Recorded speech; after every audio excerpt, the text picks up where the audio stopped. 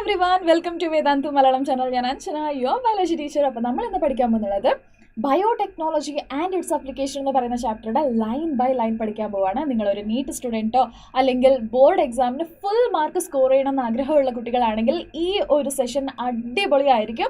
So നിങ്ങൾ പെട്ടെന്ന് തന്നെ നമ്മുടെ വീഡിയോ ഒന്ന് ലൈക്ക് ചെയ്യുക, ഫ്രണ്ട്സിനൊക്കെ ഒന്ന് ഷെയർ ചെയ്ത് കൊടുക്കുക. ആൻഡ് ഇതുവരെ സബ്സ്ക്രൈബ് ചെയ്യാത്ത ആരെങ്കിലും ഉണ്ടെങ്കിൽ പെട്ടെന്ന് തന്നെ സബ്സ്ക്രൈബ് ചെയ്യുക. അപ്പോൾ നമുക്ക് തുടങ്ങാം. ഏതാണ് നമ്മൾ പഠിക്കാൻ പോകുന്നത്? ബയോടെക്നോളജി ആൻഡ് ഇറ്റ്സ് ആപ്ലിക്കേഷൻ എന്ന് പറയുന്ന ചാപ്റ്റർ ആണ്. സോ ഈ ചാപ്റ്ററിൽ നമ്മൾ എന്താണ് പഠിക്കാൻ പോകുന്നത്? അപ്ലിക്കേഷൻ, ബയോടെക്നോളജിയിലെ അപ്ലിക്കേഷൻ, ഹ്യൂമൻ ലൈഫിനെ ഏതൊക്കെ രീതിയിൽ നമ്മുടെ ബയോടെക്നോളജി ഹെൽപ്പ് ചെയ്തിട്ടുണ്ട്, ആ ഒരു കാര്യമാണ് നമ്മളിവിടെ പഠിക്കാൻ പോകുന്നത്. C, biotechnology essentially deal with industrial scale production of biopharmaceuticals and biologicals. അതായത് ബയോളജിക്കൽ പ്രോഡക്റ്റും അതുപോലെ തന്നെ ഫാർമസ്യൂട്ടിക്കൽ പ്രോഡക്റ്റിനെ പ്രൊഡ്യൂസ് ചെയ്യാൻ ഈ ബയോടെക്നോളജി നമ്മളെ ഹെൽപ്പ് ചെയ്തിട്ടുണ്ട്. With the help of genetically modified microbes, fungi, plants, animals, ഇതൊക്കെ വെച്ചിട്ട്, അതായത് ജനറ്റിക്കലി മോഡിഫൈഡ് ഓർഗാനിസം വെച്ചിട്ട് നമ്മൾ ബയോഫാർമസ്യൂട്ടിക്കൽസും അതുപോലെ തന്നെ ബയോളജിക്കൽ പ്രോഡക്റ്റിനും പ്രൊഡ്യൂസ് ചെയ്യുന്നുണ്ട് അല്ലേ. സോ ഈ ഒരു ബയോടെക്നോളജി ഏതൊക്കെ ഫീൽഡിലാണ് ഹ്യൂമനെ ഹെൽപ്പ് ചെയ്യുന്നത് നമുക്ക് നോക്കാം. So first thing is therapeutics അല്ലേ. തെറാപ്പിറ്റിക്സിന് ഇത് ഹെൽപ്പ് ചെയ്യുന്നുണ്ട്. അതായത് ഏതെങ്കിലും ഒരു ഡിസീസ് വന്നിട്ടുണ്ടെങ്കിൽ അതിനെ ട്രീറ്റ് ചെയ്യുന്ന ഭാഗത്തിൽ ഈ ബയോടെക്നോളജി നമ്മളെ ഹെൽപ്പ് ചെയ്യുന്നുണ്ട്. അടുത്തത് ഡയഗ്നോസിസ്, ഒരു ഡിസീസിനെ ഐഡന്റിഫൈ ചെയ്യുന്ന ആ ഒരു പ്രോസസ്സിലും ഇത് ഹെൽപ്പ് ചെയ്യുന്നുണ്ട്. Genetically modified crop four agriculture. So agriculture conventional മെത്തേഡിൽ, അതായത് നമ്മൾ പണ്ട് തൊട്ടേ ശീലിച്ച് വന്ന ആ ഒരു മെത്തേഡിൽ നമ്മൾ ചെയ്യുകയാണെങ്കിൽ ഇന്ത്യയിലുള്ള എല്ലാ പേർക്കും നമുക്ക് ഫുഡ് കൊടുക്കാൻ പറ്റില്ല. സോ അങ്ങനെ കൊടുക്കണം എന്നുണ്ടെങ്കിൽ കുറച്ചുകൂടെ ഇംപ്രൂവ്ഡ് വെറൈറ്റീസ് നമുക്ക് വേണം. അങ്ങനെ ഇംപ്രൂവ്ഡ് വെറൈറ്റീനെ പ്രിപ്പയർ ചെയ്യാനും നമ്മുടെ ഈ ബയോടെക്നോളജി ഹെൽപ്പ് ചെയ്യുന്നുണ്ട്. അടുത്തത് പ്രോസസ്ഡ് ഫുഡ്, റെഡിമെയ്ഡ് ഫുഡ് അല്ലെ. റെഡിമെയ്ഡ് ഫുഡ്, ഇപ്പോൾ ബ്രെഡ് ആവട്ടെ, ജ്യൂസ് ആവട്ടെ, ഇതൊക്കെ റെഡിമെയ്ഡ് ഫുഡ് നമുക്ക് കിട്ടുന്നില്ലേ അല്ലെ. സോ ആ ഒരു പ്രോസസ്സിലും ഇത് ഹെൽപ്പ് ചെയ്യുന്നുണ്ട്. അതുപോലെ തന്നെ ബയോ റെമഡിയേഷൻ. എന്താണ് ബയോ റെമഡിയേഷൻ? എൻവയറൺമെന്റിലെ പൊല്യൂഷൻസിനെ റിക്കവർ ചെയ്യാൻ, ഓക്കെ, പൊല്യൂട്ടൻസിനെ റിമൂവ് ചെയ്യാൻ മൈക്രോ ഓർഗാനിസം വെച്ചിട്ട് നമ്മൾ ഒരു മെത്തഡിനെ ഫോളോ ചെയ്യും. അതിനെയാണ് നമ്മൾ പറയുന്നത് ബയോ റെമഡിയേഷൻ. ആ ബയോ റെമഡിയേഷനും ബയോടെക്നോളജി ഹെൽപ്പ് ചെയ്യുന്നുണ്ട്. വേസ്റ്റ് ട്രീറ്റ്മെന്റ്, എന്തെങ്കിലും വേസ്റ്റ്, എൻവയറൺമെന്റിലുള്ള വേസ്റ്റിന്, സീവേജ് വാട്ടർ ഒക്കെ കേട്ടിട്ടില്ലേ, ആ സീവേജ് വാട്ടർ ട്രീറ്റ്മെന്റിൽ നമ്മൾ മൈക്രോ ഓർഗാനിസമിനൊക്കെ യൂസ് ചെയ്യുന്നുണ്ട്, പ്ലാന്റ്സിനെ യൂസ് ചെയ്യുന്നുണ്ട്. അവിടെയും എന്ത് ചെയ്യുന്നുണ്ട്? ഈ ഒരു ബയോടെക്നോളജി ഹെൽപ്പ് ചെയ്യുന്നുണ്ട്. എനർജി പ്രൊഡക്ഷൻസ്, ഒരു ബയോമാസിനെ അതിനെ ബേൺ ചെയ്തിട്ടോ അതിനെ കത്തിച്ചിട്ടോ അല്ലെന്നുണ്ടെങ്കിൽ മൈക്രോബിയൽ ഡീക്കേ ആവുന്ന സമയത്തും എന്താവുന്നുണ്ട്? എനർജി പ്രൊഡ്യൂസ് ആവുന്നുണ്ട്. ആ ഒരു പ്രോസസ്സിലും നമ്മുടെ ബയോടെക്നോളജി ഹെൽപ്പ് ചെയ്യുന്നുണ്ട്. ഓക്കെ, സോ ഈ ഇത്രയും ഫീൽഡിൽ, ഒരുപാട് ഫീൽഡിൽ എല്ലാ ഫീൽഡും നമ്മൾ ഇപ്പോൾ പഠിക്കുന്നുണ്ടോ? ഈ ഒരു ചാപ്റ്ററിൽ പഠിക്കുന്നുണ്ടോ? നോ. നമ്മൾ എസെൻഷ്യൽ ആയിട്ട് നമ്മൾ പഠിക്കാൻ പോകുന്നുള്ളത് ഏതൊക്കെ കാര്യങ്ങൾ ഈ ഒരു ചാപ്റ്ററിൽ നമ്മൾ പഠിക്കാൻ പോകുന്നുള്ളത്? One is medicine. സോ മെഡിസിനിൽ ബയോടെക്നോളജി എങ്ങനെയാണ് ഹെൽപ്പ് ചെയ്തിട്ടുള്ളത്? അതുപോലെ തന്നെ അഗ്രികൾച്ചർ, ഓക്കെ, അഗ്രികൾച്ചർ, ഈ രണ്ട് ഇമ്പോർട്ടൻ്റ് ആയിട്ടുള്ള ഫീൽഡിനെ പറ്റിയിട്ടാണ് നമ്മൾ ഈ ഒരു ചാപ്റ്ററിൽ ഡിസ്കസ് ചെയ്യാൻ പോകുന്നത്. Okay, yes. അപ്പം നമുക്ക് നെക്സ്റ്റ് ടോപ്പിക്കിലോട്ട് പോവാം. Critical research area of biotechnology.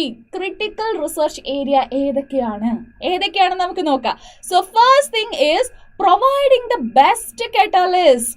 Okay, providing the best catalyst identify ചെയ്യാനും അതിനെ യൂസ് ചെയ്തിട്ട് ബെസ്റ്റ് ആയിട്ട് നമുക്ക് ഈസി ആയിട്ട് മോർ നമ്പർ ഓഫ് പ്രോഡക്റ്റിനെ പ്രൊഡ്യൂസ് ചെയ്യാനും ഏതെങ്കിലും ഓർഗാനിസമോ അല്ലെങ്കിൽ മൈക്രോ ഓർഗാനിസമോ അതോ അല്ലെങ്കിൽ എൻസൈംസിനോ നമ്മൾ റെഡിയാക്കണം. സോ അത് first research, critical research area. Okay, അടുത്തത് ക്രിയേറ്റിംഗ് ഓപ്റ്റിമൽ കണ്ടീഷൻ. എന്തായിരിക്കും ഓപ്റ്റിമൽ കണ്ടീഷൻ എന്ന് വെച്ചിട്ടുണ്ടെങ്കിൽ ഈ ഒരു പെർട്ടിക്കുലർ ടെമ്പറേച്ചർ വെച്ചിട്ടുണ്ടെങ്കിൽ മാത്രമേ നമുക്ക് എന്തുണ്ടാവുള്ളൂ? മോർ ഈൽഡ് കിട്ടുള്ളൂ. ഓക്കെ, സോ ഫോർ എക്സാമ്പിൾ ഒരു 15 ഡിഗ്രി അല്ലെങ്കിൽ ഒരു 20 ഡിഗ്രി, ഫോർ എക്സാമ്പിൾ 20 ഡിഗ്രി നമുക്ക് വെക്കാം. സോ 20 ഡിഗ്രി ടെമ്പറേച്ചർ ഉണ്ടെങ്കിൽ മാത്രമേ എന്താവുള്ളൂ? മോർ നമ്പർ ഓഫ് ഈൽഡ് നമുക്ക് കിട്ടുള്ളൂ. അങ്ങനെ ഉണ്ടെങ്കിൽ അതാണ് ഓപ്റ്റിമൽ ടെമ്പറേച്ചർ. ആ ഒരു ഓപ്റ്റിമൽ ടെമ്പറേച്ചറും അല്ലെങ്കിൽ pH അതുപോലെയുള്ള കുറേ കണ്ടീഷൻസിൽ, ഒരു റിയാക്ഷൻ നടക്കാൻ വേണ്ട കുറേ കണ്ടീഷൻസിൽ, ആ കണ്ടീഷൻസിനൊക്കെ നമ്മൾ മെയിൻറ്റെയിൻ ചെയ്യണം. സോ അങ്ങനെ മെയിൻറ്റെയിൻ ചെയ്താൽ മാത്രമേ നമുക്ക് മോർ നമ്പർ ഓഫ് ഈൽഡ് കിട്ടുള്ളൂ. അത് നമ്മൾ കണ്ടുപിടിക്കാനുണ്ട്. ബിക്കോസ് ഓരോ ഏരിയയിലും ഓരോ സീസണിലും ഈ ഒരു കണ്ടീഷൻ ചേഞ്ച് ആയിക്കൊണ്ടേ ഉണ്ടാവും. സോ അത് നമുക്ക് ബെസ്റ്റ് ആയിട്ടുള്ളത് ഏതാ അത് നമ്മൾ കണ്ടുപിടിക്കണം. അടുത്തത് ഡൗൺ സ്ട്രീം പ്രോസസ്സിങ്. നിങ്ങൾക്കറിയാലോ ഡൗൺ സ്ട്രീം പ്രോസസ്സിംഗ് എന്ന് വെച്ചിട്ടുണ്ടെങ്കിൽ എന്താണ്? സെപ്പറേഷൻ ആൻഡ് എന്താ ക്വാളിറ്റി ചെക്കിംഗ് ഒക്കെ ഉള്ളതല്ലേ, റൈറ്റ്? സോ ആ ഒരു പ്രോസസ്സിൽ ഒരുപാട് വേസ്റ്റായി പോകുന്നുണ്ട്. നമ്മുടെ പ്രോഡക്റ്റ് നമ്മൾ അത്രയും കഷ്ടപ്പെട്ട് ഒരു ബയോടെക്നോളജിയൊക്കെ വെച്ചിട്ട് ഒരുപാട് ഈൽഡിനൊക്കെ പ്രൊഡ്യൂസ് ചെയ്യുന്നുണ്ട്. പക്ഷേ ഈ ഒരു സെപ്പറേഷനും പ്യൂരിഫിക്കേഷനും ഒക്കെ ആവുമ്പോൾ ഒരുപാട് വേസ്റ്റായി പോകുന്നുണ്ട്. അതിനെ പ്രിവെൻറ്റ് ചെയ്യാനും ഒരു ബെസ്റ്റ് മെത്തേഡ് നമ്മൾ കണ്ടുപിടിക്കണം. ഡൗൺ സ്ട്രീം പ്രോസസ്സിങ് ബെസ്റ്റ് ആയിട്ടുള്ളത് ഏതാന്ന് നോക്കണം, ബെസ്റ്റ് കെറ്റലിസ്റ്റ് ഏതാന്ന് നോക്കണം, അതുപോലെ തന്നെ ഓപ്റ്റിമം കണ്ടീഷൻ ഏതാണെന്ന് നമ്മൾ ഐഡൻറ്റിഫൈ ചെയ്യണം. ഈ 3 കാര്യമാണ് എന്ത് critical research area of biotechnology. Okay, so ഇന്ന് നമ്മൾ പഠിക്കാൻ പോകുന്നത് എന്താണ്? ഫുഡ് പ്രൊഡക്ഷൻ, അതായത് അഗ്രികൾച്ചറിലും അതുപോലെ തന്നെ ഹെൽത്ത്, അതായത് മെഡിസിനിലും എങ്ങനെയാണ് ഈ ഒരു ബയോടെക്നോളജി നമ്മളെയൊക്കെ ഹെൽപ്പ് ചെയ്തിരിക്കുന്നത്, ആ ഒരു പ്രോസസ്സാണ് നമ്മളിവിടെ പഠിക്കാൻ പോകുന്നത്. Okay, so first thing is biotechnological application in agriculture. Okay, അഗ്രികൾച്ചറിനെ പറ്റിയിട്ടാണ് നമ്മളിവിടെ പഠിക്കാൻ പോകുന്നത്. Let us take a look at 3 options that can be thought for increasing food production. Food production ചെയ്യാൻ നമുക്ക് 3 മെത്തഡാണുള്ളത്. ഏതൊക്കെയാ ചോദിച്ചിട്ടുണ്ടെങ്കിൽ ആഗ്രോ കെമിക്കൽ ബേസ്ഡ് അഗ്രികൾച്ചർ ഉണ്ട്, ഓർഗാനിക് അഗ്രികൾച്ചർ ഉണ്ട്, genetically engineered crop based agriculture ഉണ്ട്. ഇങ്ങനെ 3 മെത്തഡ് ഉണ്ട്. ഓക്കെ, ആഗ്രോ കെമിക്കൽ ബേസ്ഡ് എന്ന് വെച്ചിട്ടുണ്ടെങ്കിൽ എന്താണ്? What you mean by agro chemical based?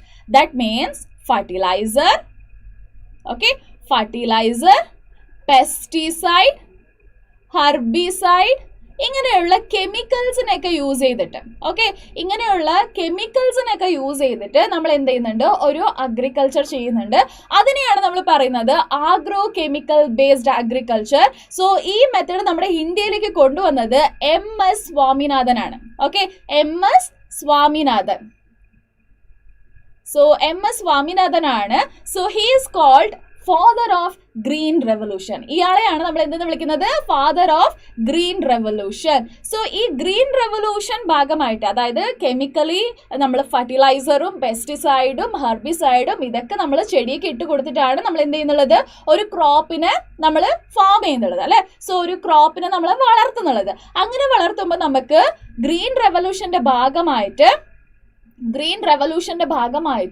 നമുക്ക് 3 times more ഈൽഡ് കിട്ടി. ഒരുപാട് കൂടുതലല്ലേ? സോ നമുക്ക് കൺവെൻഷണൽ മെത്തേഡിനെക്കാളും 3 times more. അപ്പോൾ ഇപ്പോൾ 100 kg കിട്ടുകയാണെങ്കിൽ അവിടെ നമുക്ക് കിട്ടിയത് 300 kgs ആണ്. സോ അത്രയും കൂടുതൽ നമുക്ക് ഈൽഡ് കിട്ടി.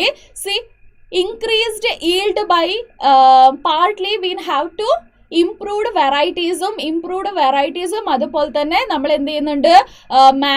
ബെറ്റർ മാനേജ് പ്രാക്ടീസും ചെയ്തപ്പോൾ നമുക്ക് കിട്ടിയത് എത്രയാണ്? 3 times more yield. Okay, so അങ്ങനെ ചെയ്തിട്ടുണ്ടെങ്കിൽ പോലും നമുക്ക് ഇറ്റ്സ് നോട്ട് ഇനഫ്, നമുക്കത് മതിയായില്ല, നമുക്ക് കുറച്ചുകൂടെ വേണം.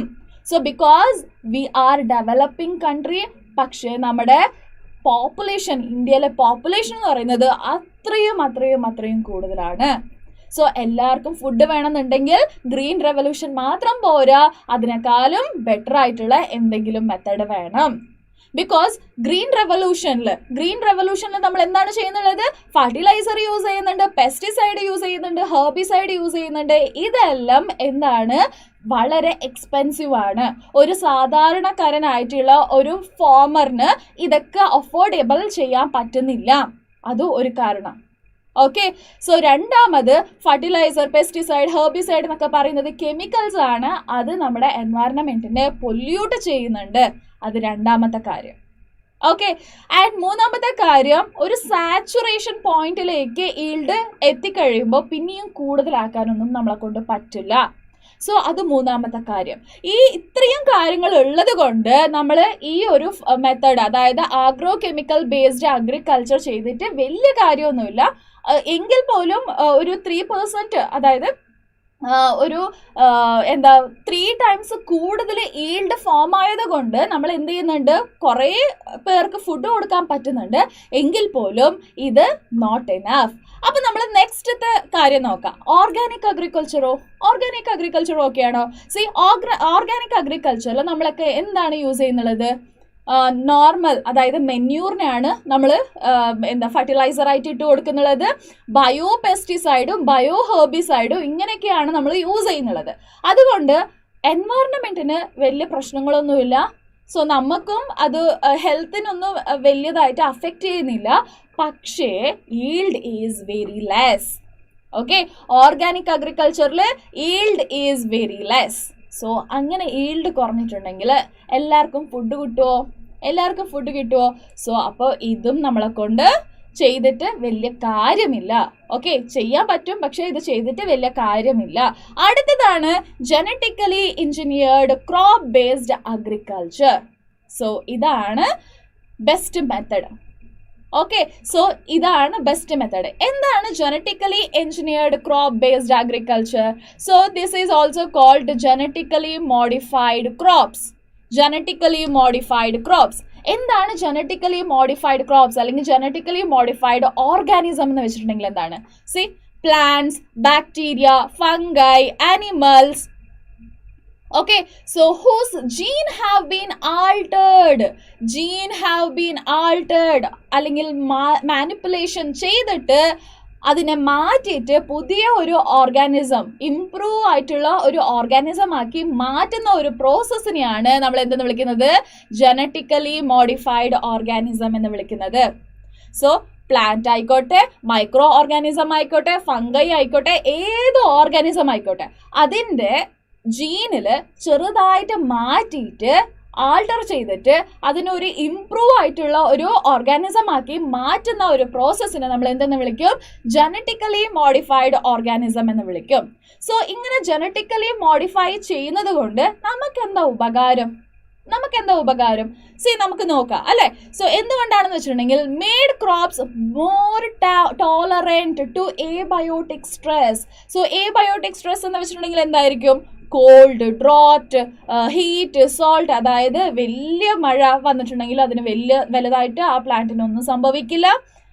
കുറേ കാലം ഇനഫ് അമൗണ്ട് ഓഫ് വാട്ടർ കിട്ടിയില്ലെങ്കിലും, ഡ്രോട്ട് വന്നിട്ടുണ്ടെങ്കിലും അതിന് വലുതായിട്ടൊന്നും സംഭവിക്കില്ല. ടെമ്പറേച്ചർ കൂടിയാലും കുറഞ്ഞാലും അത്ര വലുതായിട്ട് ആ പ്ലാന്റിനൊന്നും സംഭവിക്കില്ല. നോർമലായിട്ട് തന്നെ അത് വളരും.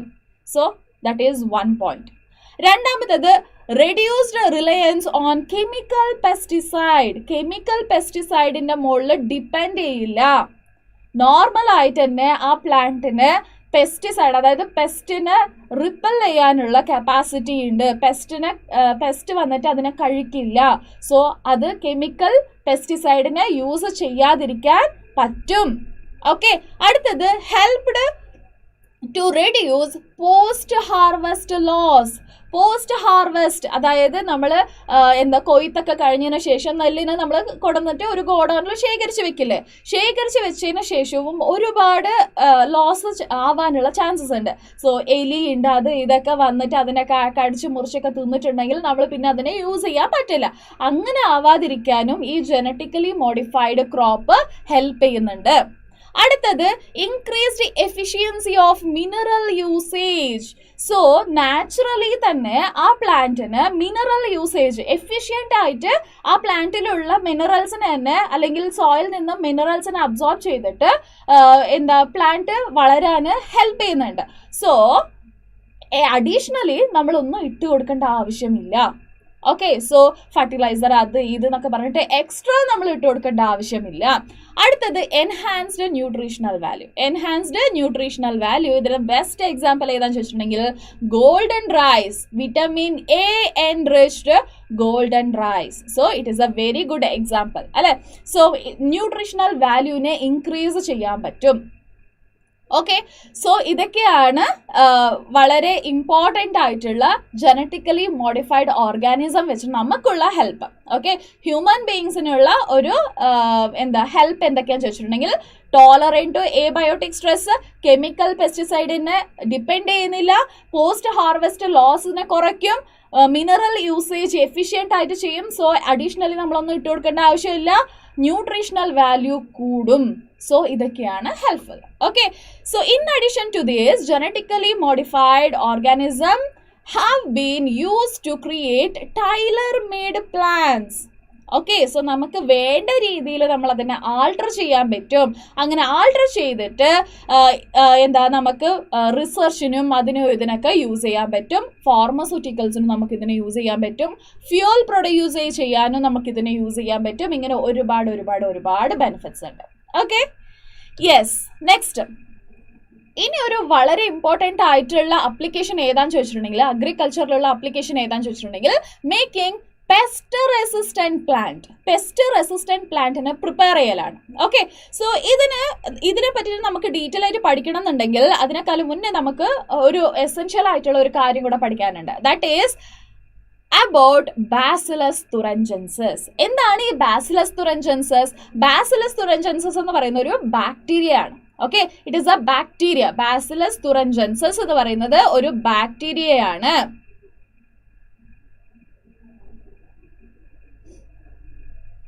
തുറിൻജെൻസിസ്. ഓക്കെ, ഇത് എന്താണ് ചെയ്യുന്നുള്ളത്? ഈ ബാക്ടീരിയയുടെ ഫംഗ്ഷൻ എന്താണ് ഇത് ചെയ്യുന്നതെന്ന് ചോദിച്ചിട്ടുണ്ടെങ്കിൽ, സോ നമുക്ക് ഇത് കൃഷിക്ക് വേണ്ടുള്ള സാധനങ്ങളൊക്കെ കിട്ടില്ല, ഒരു കട കിട്ടില്ല, ഒരു കടയിലെല്ലാം കിട്ടില്ല. ആ കടയിൽ നമ്മൾ പോയി ചോദിച്ചിട്ടുണ്ടെങ്കിൽ ബാസിലസ് തുറിൻജെൻസിസ് കിട്ടും. ഒരു ഗ്രാന്യൂൾ പോലെ, ഒരു കുഞ്ഞു മണി പോലെയുള്ള ഒരു പാക്കറ്റിൽ ഇത് കിട്ടും. യൂറിയ ഒക്കെ കിട്ടുന്നില്ല, അതേപോലെയുള്ള ഒരു പാക്കറ്റിൽ കിട്ടും. അതിന് നമ്മൾ കൊണ്ടുവന്നിട്ട് വെള്ളത്തിൽ കലക്കിയിട്ട് ഇലകൾക്കൊക്കെ സ്പ്രേ ചെയ്ത് കൊടുത്തിട്ടുണ്ടെങ്കിൽ പെസ്റ്റിനെ നമുക്ക് പ്രിവെന്റ് ചെയ്യാൻ പറ്റും. ഓക്കെ, എങ്ങനെയാണ് ഈ ഒരു ബാക്ടീരിയ പ്രിവെന്റ് ചെയ്യണത് നമുക്ക് നോക്കാം. യെസ്, ഓക്കെ, ഈ ബാക്ടീരിയക്കകത്ത് ഒരു ക്രൈ എന്ന് പറയുന്ന ഒരു ജീൻ ഉണ്ട്. ഓക്കെ, ബാക്ടീരിയക്കകത്ത് എന്തുണ്ട്? ക്രൈ എന്ന് പറയുന്ന ഒരു ജീൻ ഉണ്ട്. ആ ക്രൈ ജീൻ എന്ത് ചെയ്യുന്നുണ്ട്? Crystalline protein. Okay, cry protein അല്ലെങ്കിൽ ക്രിസ്റ്റലിൻ പ്രോട്ടീനിനെ പ്രൊഡ്യൂസ് ചെയ്യുന്നുണ്ട്. ഈ ക്രിസ്റ്റലിൻ പ്രോട്ടീൻ എന്ന് പറയുന്നത് ഇനാക്റ്റീവ് പ്രോട്ടീൻ ആണ്. ഓക്കെ, ഇനാക്റ്റീവ് പ്രോട്ടീൻ ആണ്. ആ ബാക്ടീരിയക്കകത്ത് ഇത് ഇനാക്റ്റീവ് ആണ്. സോ ആക്റ്റീവ് അല്ല. ഈ ക്രിസ്റ്റലിൻ പ്രോട്ടീൻ എന്ന് പറഞ്ഞ ഒരു സാധനം പ്രൊഡ്യൂസ് ചെയ്യുന്നുണ്ട്, പക്ഷെ അത് ആക്റ്റീവ് അല്ല, ഇനാക്റ്റീവ് ആണ്. ഓക്കെ, പക്ഷേ നമ്മുടെ ലാർവയില്ലേ, പെസ്റ്റിന്റെ ലാർവയില്ലേ, ഓക്കെ, പുഴുക്കളില്ലേ, ആ പുഴുക്കള് ഈ ഒരു ബാക്ടീരിയനെ തിന്നുമ്പോൾ ആ ബാക്ടീരിയക്കകത്ത് ഇപ്പം എന്തുണ്ട്? ക്രിസ്റ്റലിൻ പ്രോട്ടീൻസ് ഇല്ലേ, ആ ക്രിസ്റ്റലിൻ പ്രോട്ടീൻസും എന്താവുന്നുണ്ട്? ലാർവയുടെ വയറ്റിനകത്തേക്ക് എൻ്റർ ആവുന്നുണ്ട്. ഓക്കെ, ലാർവയുടെ വയറ്റിനകത്തേക്ക് എൻ്റർ ആയി കഴിഞ്ഞതിന് ശേഷം ഈ ക്രിസ്റ്റലിൻ പ്രോട്ടീന് ആക്റ്റീവായി മാറുന്നുണ്ട്. അതിൻ്റെ മിഡ്ഗട്ടിലെത്തുമ്പോൾ എന്താവുന്നുണ്ട്? കാണാൻ പറ്റുന്നുണ്ടോ? യെസ്. സോ മിഡ്ഗട്ടിലെത്തുമ്പോൾ എന്താവുന്നുണ്ട്? അത് ആക്റ്റീവ് ക്രൈ പ്രോട്ടീൻ ആയിട്ട് മാറുന്നുണ്ട്. ആക്റ്റീവ് ആയി കഴിഞ്ഞതിന് ശേഷം എന്താണ് പ്രശ്നം എന്ന് ചോദിച്ചിട്ടുണ്ടെങ്കിൽ, ഞാനിവിടെ എഴുതുകയാണ്. ആക്റ്റീവ് ആയി കഴിഞ്ഞതിന് ശേഷം ഇതാണ് മിഡ്ഗട്ട് നമുക്ക് കൺസിഡർ ചെയ്യാം കേട്ടോ. സോ ഈ മിഡ്ഗട്ടില് ഇന്നർമോസ്റ്റ് ലെയർ ആയിട്ട് നമുക്ക് എപ്പിത്തീലിയൽ സെൽസിനെ കാണാൻ പറ്റും. ഓക്കെ, എപ്പിത്തീലിയൽ സെൽസിനെ കാണാൻ പറ്റും. ഈ എപ്പിത്തീലിയൽ സെൽസില് ചെറിയ ഓട്ടകൾ ഉണ്ടാക്കി വെക്കും. ഓക്കെ, ഈ ക്രിസ്റ്റലിൻ പ്രോട്ടീൻ എന്ത് ചെയ്യും? ചെറിയ ഓട്ടകൾ ഉണ്ടാക്കി വെക്കും. ആ ഓട്ടകളിലൂടെ വാട്ടർ സെൽസിനകത്തേക്ക് എൻ്റർ ആവും. ഓക്കെ, ആ വാട്ടറിനകത്തൂടെ എന്താവും? വാട്ടറൊക്കെ എൻ്റർ ആവും. സെൽസിനകത്തേക്ക് വാട്ടർ എൻ്റർ ആകും. എൻ്റർ ആയിട്ട് സെൽസ് ഇങ്ങനെ ബൾജായി സ്വെല്ലിംഗ് ആയി വരും. എത്ര നേരം ഇങ്ങനെ സ്വെല്ലാവും? നമ്മൾ ഈ ബലൂണൊക്കെ ഊതുന്നത് നമുക്കറിയാലോ, എത്ര നേരം അത് വീർത്ത് വരും? ഒരു പോയിന്റ് ഓഫ് ടൈമിൽ എന്താവും? ബസ്റ്റായി പോവും. അതേപോലെ തന്നെയാണ് ഇവിടെയും അത് ബസ്റ്റായി പോയി. സെൽസ് ഒക്കെ ബസ്റ്റായി പോയി. അങ്ങനെ സെൽസ് ബസ്റ്റായിട്ട് അതിനെ എന്തെന്ന് പറയും നമ്മൾ? സെൽ ലൈസിസ് എന്ന് പറയും. ഓക്കെ, സെല്ല് ബസ്റ്റായിട്ട് ആ ഒരു പെസ്റ്റ് ചത്തുപോവുകയാണ്. ഓക്കെ, അങ്ങനെ ബാസിലസ് തുറിൻജെൻസിന് പെസ്റ്റിനെ കൊല്ലാനുള്ള കപ്പാസിറ്റി ഉണ്ട്. ഇത് മനസ്സിലാക്കിയ നമ്മുടെ സയന്റിസ്റ്റ് എന്ത് ചെയ്തു? Insecticidal protein. ഏതാണ് ഇൻസെക്ടിസൈഡൽ പ്രോട്ടീന്? BT ടോക്സിൻ പ്രൊഡ്യൂസ് ചെയ്യുന്ന ആ ഒരു പ്രോട്ടീൻ ഏതാണ്? Crystalline protein. ഓക്കെ, ഏതാണത്? Crystalline protein. സോ ഇത് പ്രോടോക്സിൻ ആണ്, അല്ലെങ്കിൽ അതായത് ഇനാക്റ്റീവ് സ്റ്റേജിലാണുള്ളത്. അത് ആക്റ്റീവായിട്ട് മാറുന്നത് എപ്പോഴാണ്? ഇനാക്റ്റീവ് ടോക്സിന് എപ്പോഴാണ് ആക്റ്റീവായി മാറുന്നത്? ആൽക്കലൈൻ pH ഉണ്ടാവുമ്പോൾ. ആൽക്കലൈൻ pH എവിടെയാണുള്ളത്? ആൽക്കലൈൻ pH എവിടെയാണുള്ളത്? മിഡ് ഗട്ടില്. ഓക്കെ, മിഡ് ഗട്ടിലാണ് അത് ആൽക്കലൈൻ pH ഉണ്ടാവുന്നത്. ഗട്ടിൽ എന്താവും? അത് ആൽക്കലൈൻ pH ആയിട്ട് മാറും. ആൽക്കലൈൻ pH ആയിട്ട് എന്താണ്, ക്രിസ്റ്റലിൻ പ്രോട്ടീന് ആക്റ്റീവായി മാറും. ആക്റ്റീവായി മാറിയിട്ടാണ് ചെറിയ ചെറിയ പോർസിനെ ക്രിയേറ്റ് ചെയ്തിട്ട് അതെന്തായിട്ട് മാറുന്നത്? സെൽസിനെ ലൈസിസ് ചെയ്തിട്ട്, അതായത് ടോക്സിൻ ആയിട്ട് മാറുന്നത്. സെൽസിനെ ലൈസിസ് ചെയ്തിട്ട് ആ ഒരു ലാർവിനെ കില്ല് ചെയ്യാനുള്ള കപ്പാസിറ്റി വരുന്നത് എപ്പോഴാണ്? ആൽക്കലൈൻ pHലുണ്ടാവുമ്പോൾ. സോ അതുകൊണ്ട് തന്നെ ഇത് ലാർവിനെ മാത്രമേ കില്ല് ചെയ്യുന്നുള്ളൂ, ബാക്കിയുള്ള എല്ലാ സ്പീഷീസിനും കില്ല് ചെയ്യുന്നില്ല. ബിക്കോസ് എന്തെന്ന് പറഞ്ഞത് ആ ഒരു പ്ലാന്റിൽ ആ ഒരു ബാക്ടീരിയയിലും എന്താണത്, ലാർവേ അല്ലെ. സോ ആ ഒരു ലാർവയിൽ മാത്രമാണ് നമുക്ക് ഈ ഒരു സംഭവം കാണാൻ പറ്റുക, അതായത് ആൽക്കലൈൻ pH കാണാൻ പറ്റുക. അതുകൊണ്ടാണ് അതിനെ മാത്രം കില്ല് ചെയ്യുന്നത്.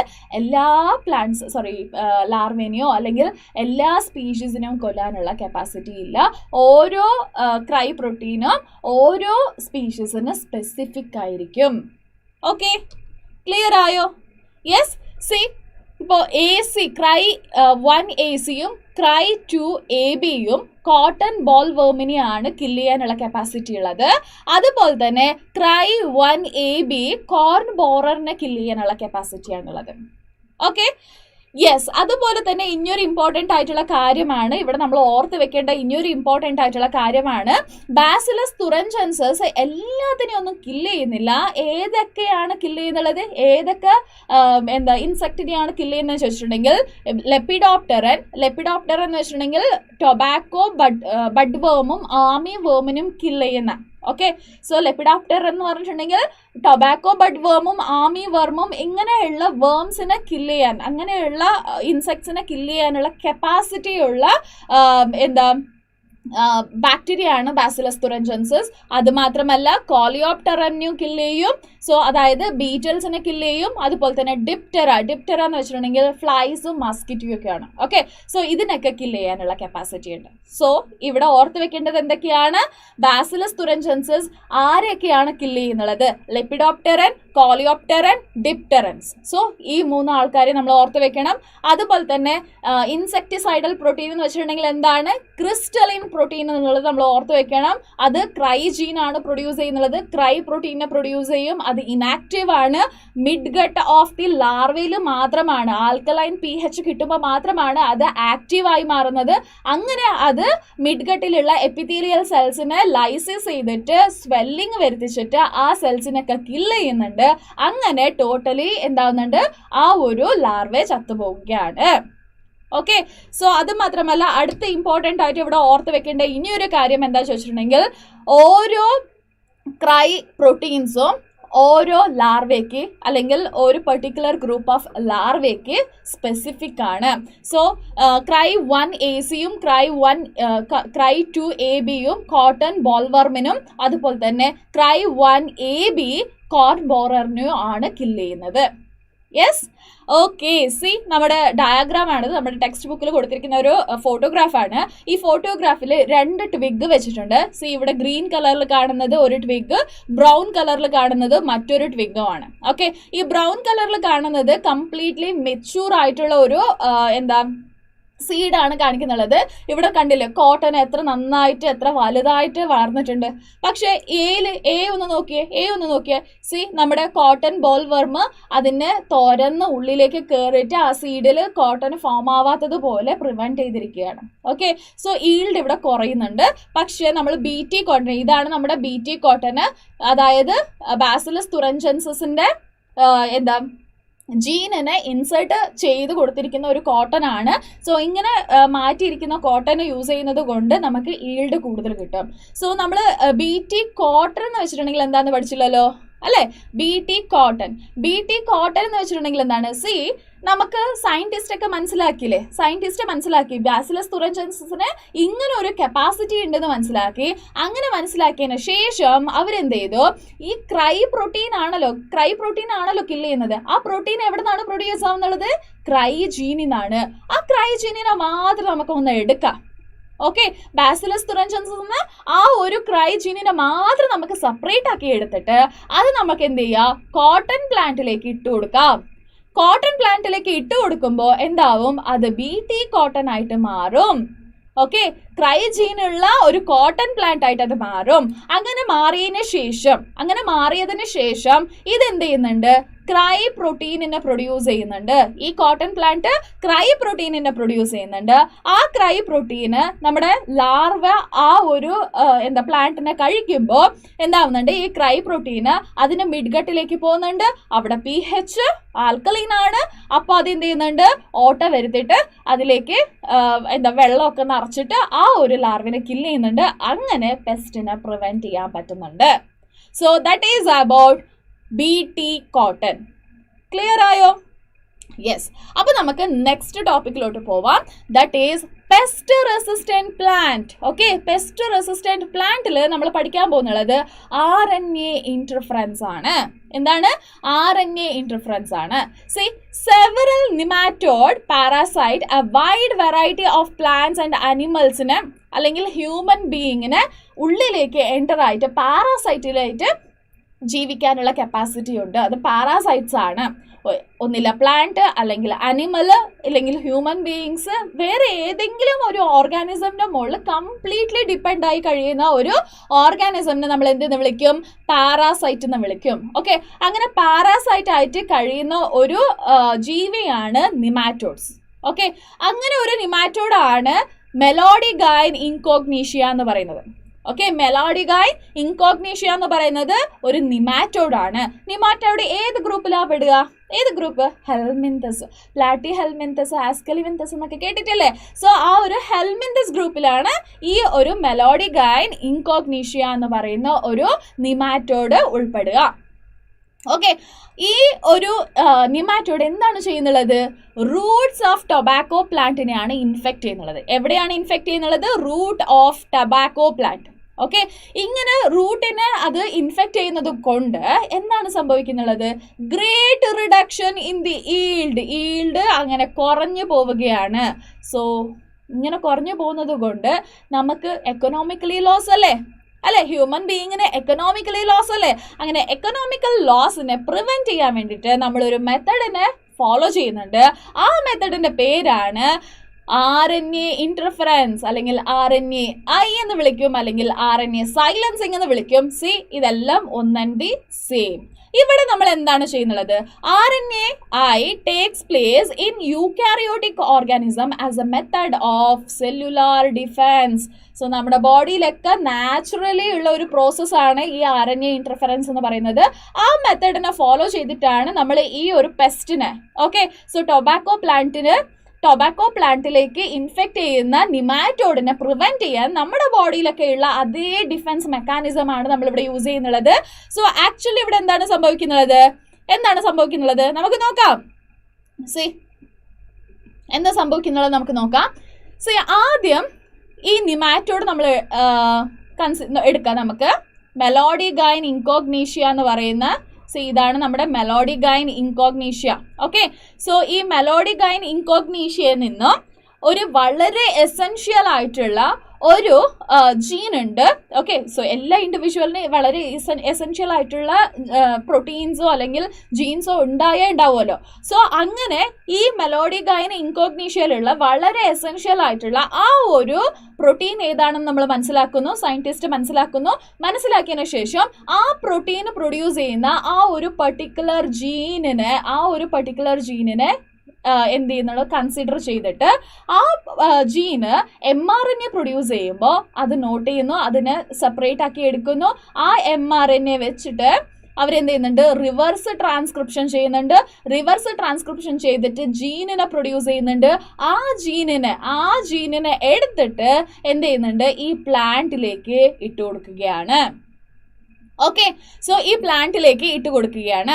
ഈ പ്ലാന്റിലേക്ക് എൻ്റർ ആയതിനു ശേഷം ഈ ജീന് 2 സ്ട്രാൻഡിനെ പ്രൊഡ്യൂസ് ചെയ്യുന്നുണ്ട്.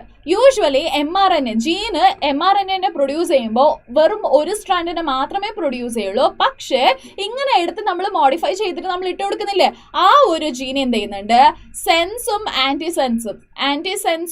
സെൻസ് എന്ന് പറഞ്ഞാൽ 2 mRNA സ്ട്രാൻഡിനെ പ്രൊഡ്യൂസ് ചെയ്യുന്നുണ്ട്. So this is double stranded mRNA. എന്താണിത്? ഡബിൾ സ്ട്രാൻഡഡ് mRNA ആണ്. ആ ഡബിൾ സ്ട്രാൻഡഡ് mRNA എന്താ ഈ ഒരു പ്ലാന്റിൽ പ്രൊഡ്യൂസ് ആവുന്നുണ്ടല്ലോ. ഈ mRNA ഇവിടെ കിടക്കുകയാണ്, പ്ലാന്റിനകത്തേക്ക് കിടക്കുകയാണ്. ഓക്കെ, സോ ഇവിടെ പ്ലാന്റിന്റെ ഉള്ളിൽ ഈ mRNA പ്രൊഡ്യൂസ് ആയി. ഓക്കെ, സോ ഈ ഇൻഫെക്ട് ചെയ്തിരിക്കുന്ന നിമാറ്റോഡും ഇതിനകത്ത് തന്നെ ഇരിക്കുന്നുണ്ട്. ശരിയാണോ? ഇൻഫെക്ട് ചെയ്തിരിക്കുന്ന ആ നിമാറ്റോഡ് ഈ പ്ലാന്റിനകത്ത് തന്നെയാണ്. ഈ നിമാറ്റോഡ് എന്ത് ചെയ്യുന്നുണ്ട്, ഇവിടെയും mRNA പ്രൊഡ്യൂസ് ചെയ്യുന്നുണ്ട്. ഈ mRNA പ്രൊഡ്യൂസ് ചെയ്ത ഉടനെ ഈ mRNA എന്താവുന്നുണ്ട്, നമ്മുടെ ഡബിൾ സ്ട്രാൻഡഡ് mRNA പോയിട്ട് കമ്പൈൻ ചെയ്യുന്നുണ്ട്. കമ്പൈൻ ചെയ്യുമ്പോൾ ഇവിടെ ഒരു കോംപ്ലക്സ് ഫോം ആവുന്നുണ്ട്. ആ കോംപ്ലക്സിന്റെ പേരാണ് RNA induced silencing complex. Okay, RNA induced silencing complex അത് ഫോം ആയതിനു ശേഷം അതിലേക്ക് ഡൈസർ എന്ന് പറയുന്ന ഒരു പ്രോട്ടീൻ വന്നിട്ട് ആ mRNA, അതായത് ഈ നിമാറ്റോഡിന്റെ mRNA ചെറിയ കഷ്ണങ്ങളാക്കി മാറ്റിയിട്ട് ദൂരെ കളയുകയാണ്. അങ്ങനെ എന്താവും, വളരെ എസെൻഷ്യൽ ആയിട്ടുള്ള നമ്മുടെ നിമാറ്റോഡ് മെലോഡിഗൈൻ ഇൻകോഗ്നീഷ്യ എന്ന് പറയുന്ന ആ ഒരു ആനിമലിന്റെ അല്ലെങ്കിൽ ആ ഒരു നിമാറ്റോഡിന്റെ പ്രോട്ടീൻ പ്രൊഡ്യൂസ് ആവുന്നില്ല. mRNA തന്നെ ചെറിയതായിട്ട് കട്ടാക്കി കളയുന്നുണ്ട്. അപ്പോൾ പിന്നെ പ്രോട്ടീൻ പ്രൊഡ്യൂസ് ആവുന്നേ ഇല്ലല്ലോ. പ്രോട്ടീൻ പ്രൊഡ്യൂസ് ആവാത്തപ്പോൾ ഇവിടെ ഇതിനകത്ത് ഈ ഒരു പ്ലാന്റിനകത്ത് ഈ ഒരു നിമാറ്റോഡിന് വളരാൻ സാധിക്കുന്നില്ല, നോർമലായിട്ട് വളരാൻ സാധിക്കുന്നില്ല. അപ്പം എന്താവും, ഈ നിമാറ്റോഡ് ഇവിടെ മരിച്ചു പോവുകയാണ്, ഫർദർ അത് ഇൻഫെക്റ്റ് ആവുന്നില്ല. അങ്ങനെ നമ്മൾ എന്ത് ചെയ്യുന്നുണ്ട്, ഈ ഒരു നിമാറ്റോഡ് എന്ന് പറയുന്ന അല്ലെങ്കിൽ മെലോഡിഗൈൻ ഇൻകോഗ്നീഷ്യ എന്ന് പറയുന്ന ആ ഒരു പാരാസൈറ്റ് അല്ലെങ്കിൽ പെസ്റ്റ് അല്ലെങ്കിൽ നമ്മൾ എന്ത് പറയുക രോഗങ്ങൾ കൊണ്ടുവന്ന് തരുന്ന ആ ഒരു പാത്തോജനെ റിമൂവ് ചെയ്യുകയാണ് with the help of a method called RNA interference. Clear ആയോ? എല്ലാവർക്കും ക്ലിയർ ആയോ? സോ നിങ്ങൾക്ക് എന്തെങ്കിലും ഡൗട്ട് ഉണ്ടെങ്കിൽ കമന്റ് സെക്ഷനിൽ പറയാം. Okay, yes. ഓക്കെ, സി ഇതാണ് നമ്മുടെ ഈ ഒരു ഡയഗ്രാം, അതായത് എ എന്ന് പറഞ്ഞിരിക്കുന്ന ഈ ഡയഗ്രാം ആണ് ഇൻഫെക്ട് ചെയ്തിരിക്കുന്ന ആ ഒരു പ്ലാന്റ്, നിമാറ്റോഡ് ഇൻഫെക്ട് ചെയ്തിരിക്കുന്ന ആ ഒരു പ്ലാന്റ്. സി റൂട്ടിൽ കണ്ടില്ലേ ഒരുപാട് നൊഡ്യൂൾസ് കാണാൻ പറ്റുന്നില്ലേ?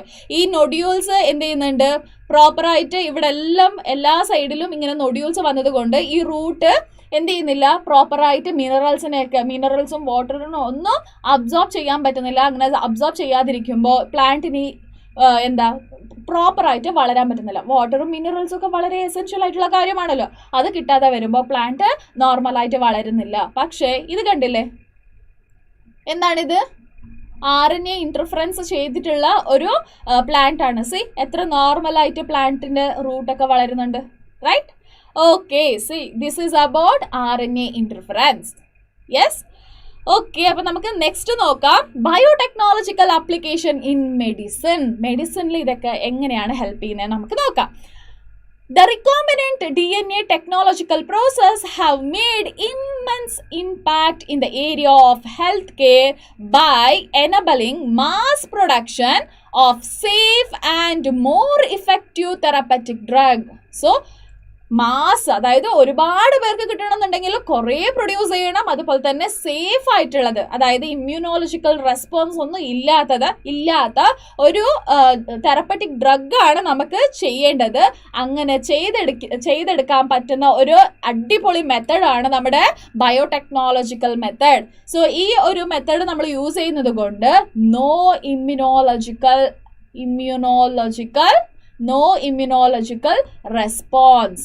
സോ നോ ഇമ്മ്യൂണോളജിക്കൽ റെസ്പോൺസ് എന്ന് വെച്ചിട്ടുണ്ടെങ്കിൽ എന്താണ്? സി നമ്മുടെ ബോഡിയൊക്കെ എന്തെങ്കിലും ഒരു ഫോറിൻ പാർട്ടിക്കിൾ നമ്മുടെ ബോഡിക്ക് എൻ്റർ ആയിട്ടുണ്ടെങ്കിൽ WBC എന്ന് പറയുന്ന ഒരു വലിയ ആർമി ഉണ്ട് നമ്മുടെ ബോഡിയിൽ.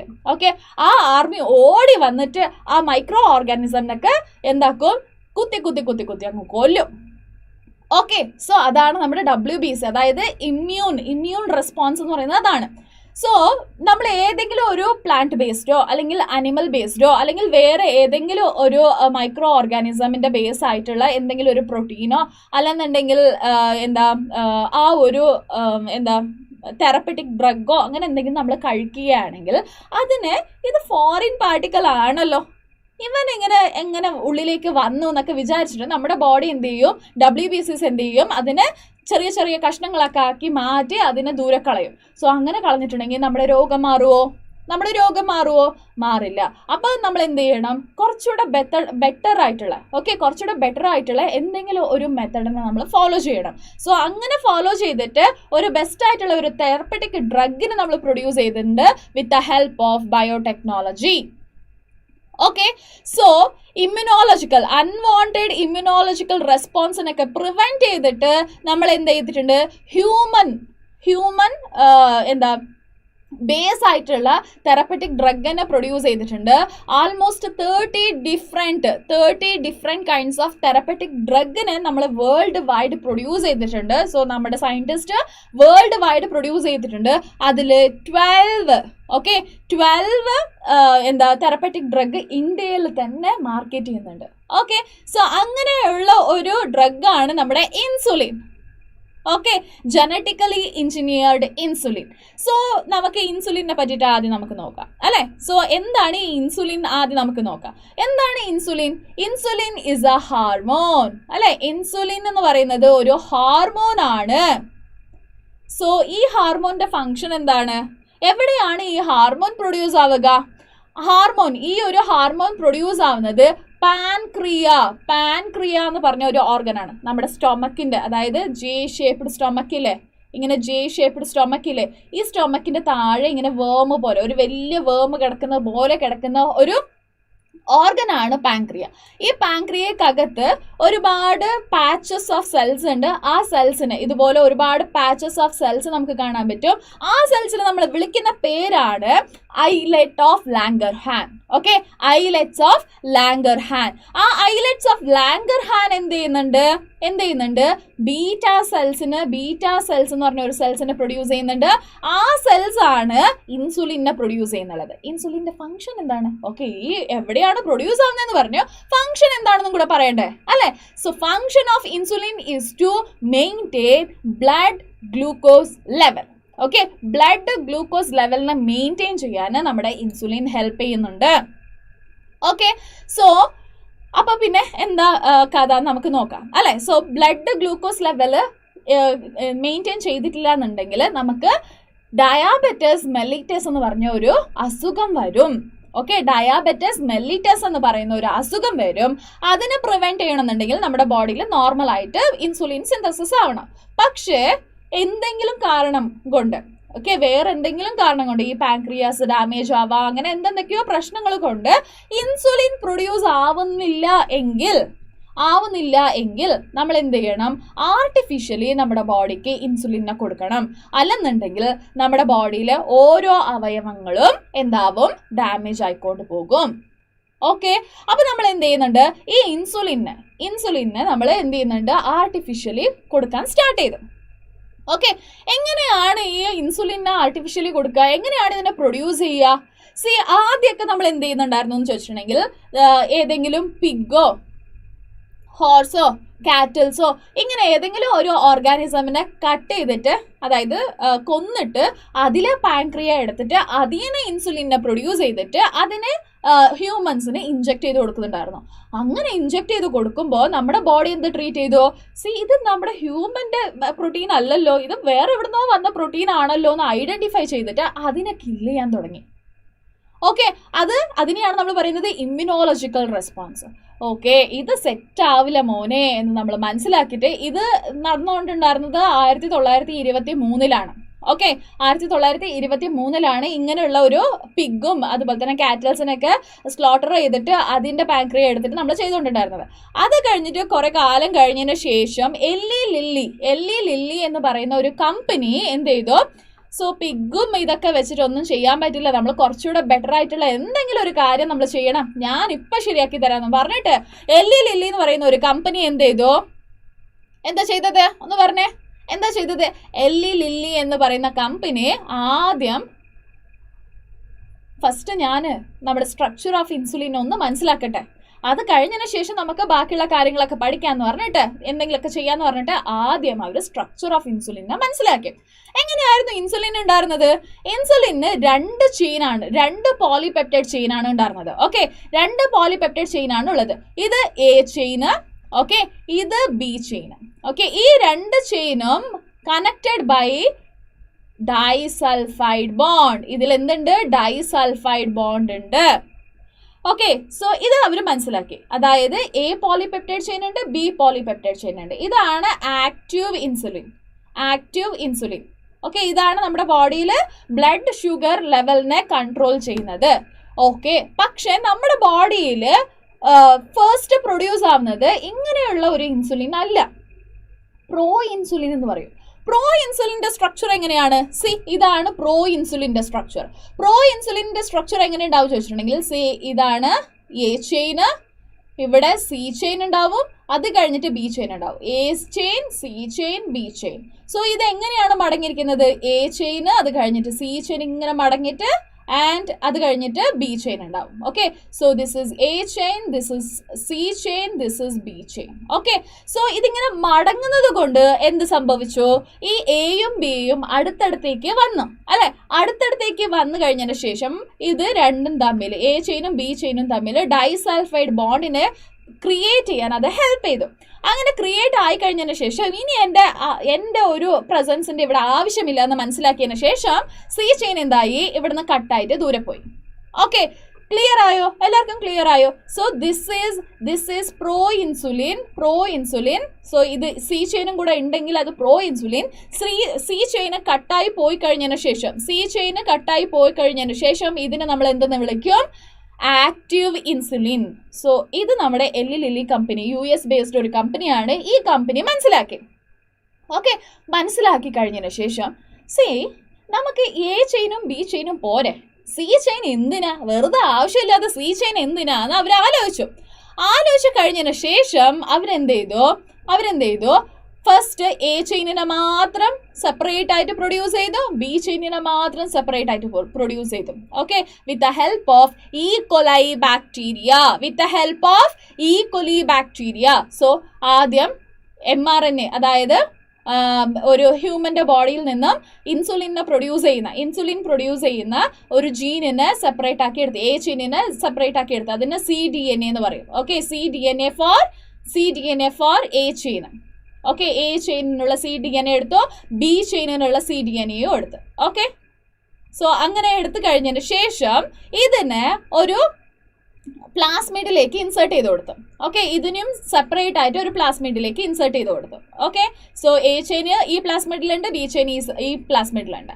അത് കഴിഞ്ഞതിന് ശേഷം അത് ഈക്കോലൈ ബാക്ടീരിയയിലേക്ക് ഇൻസേർട്ട് ചെയ്ത് കൊടുത്തു.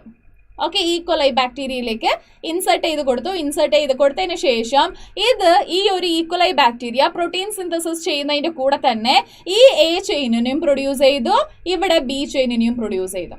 സോ ഈ എ ചെയിനും ബി ചെയിനും സെപ്പറേറ്റ് ആയിട്ട് പ്രൊഡ്യൂസ് ആയി കഴിഞ്ഞതിന് ശേഷം അത് രണ്ടിനും എക്സ്ട്രാക്ട് ചെയ്തിട്ട് ഒരു ബോട്ടിലിനകത്ത് എ ചെയിനും ബി ചെയിനും ആഡ് ചെയ്ത ഉടനെ എന്തായി?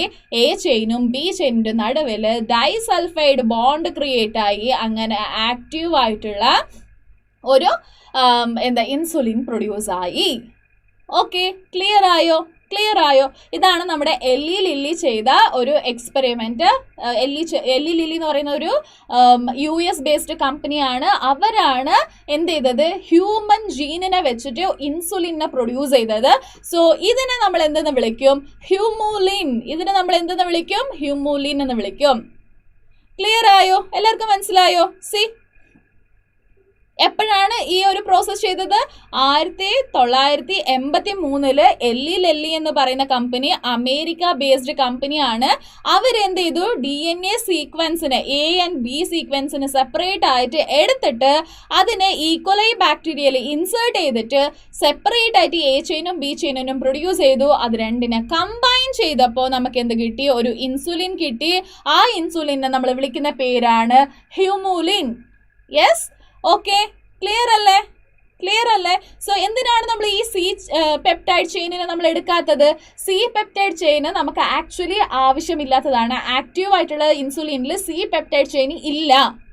ഓക്കെ, സി പെപ്റ്റൈഡ് ചെയിനിന്റെ ആവശ്യം എന്താണ്? എ ചെയിനും ബി ചെയിനും കമ്പൈൻ ചെയ്യുന്നതാണ്. സോ അതില്ലാതെയും നമുക്ക് കമ്പൈൻ ചെയ്യാൻ പറ്റുന്നുണ്ട്. എന്നാൽ പിന്നെ സി ചെയിനിന്റെ ആവശ്യമില്ല എന്ന് മനസ്സിലാക്കിയതിന് ശേഷമാണ് എല്ലി ലില്ലി കമ്പനി സെപ്പറേറ്റ് ആയിട്ട് പ്രൊഡ്യൂസ് ചെയ്തിട്ട് അത് രണ്ടിനെ കമ്പൈൻ ചെയ്തത്. Yes, okay. എന്നാൽ പിന്നെ നമുക്ക് നെക്സ്റ്റ് ടോപ്പിക്കിലോട്ട് പോവാം. That is gene therapy. Okay, gene therapy എന്ന് വെച്ചിട്ടുണ്ടെങ്കിൽ എന്താണ്? ഒരു ഫോൾട്ടി ജീനിനെ റീപ്ലേസ് ചെയ്യുന്നത് പ്രോസസ്സിനെ, നോർമൽ ജീനുമായിട്ട് റീപ്ലേസ് ചെയ്യുന്ന ഒരു പ്രോസസ്സിനെയാണ് നമ്മൾ എന്തെന്ന് വിളിക്കുന്നത്?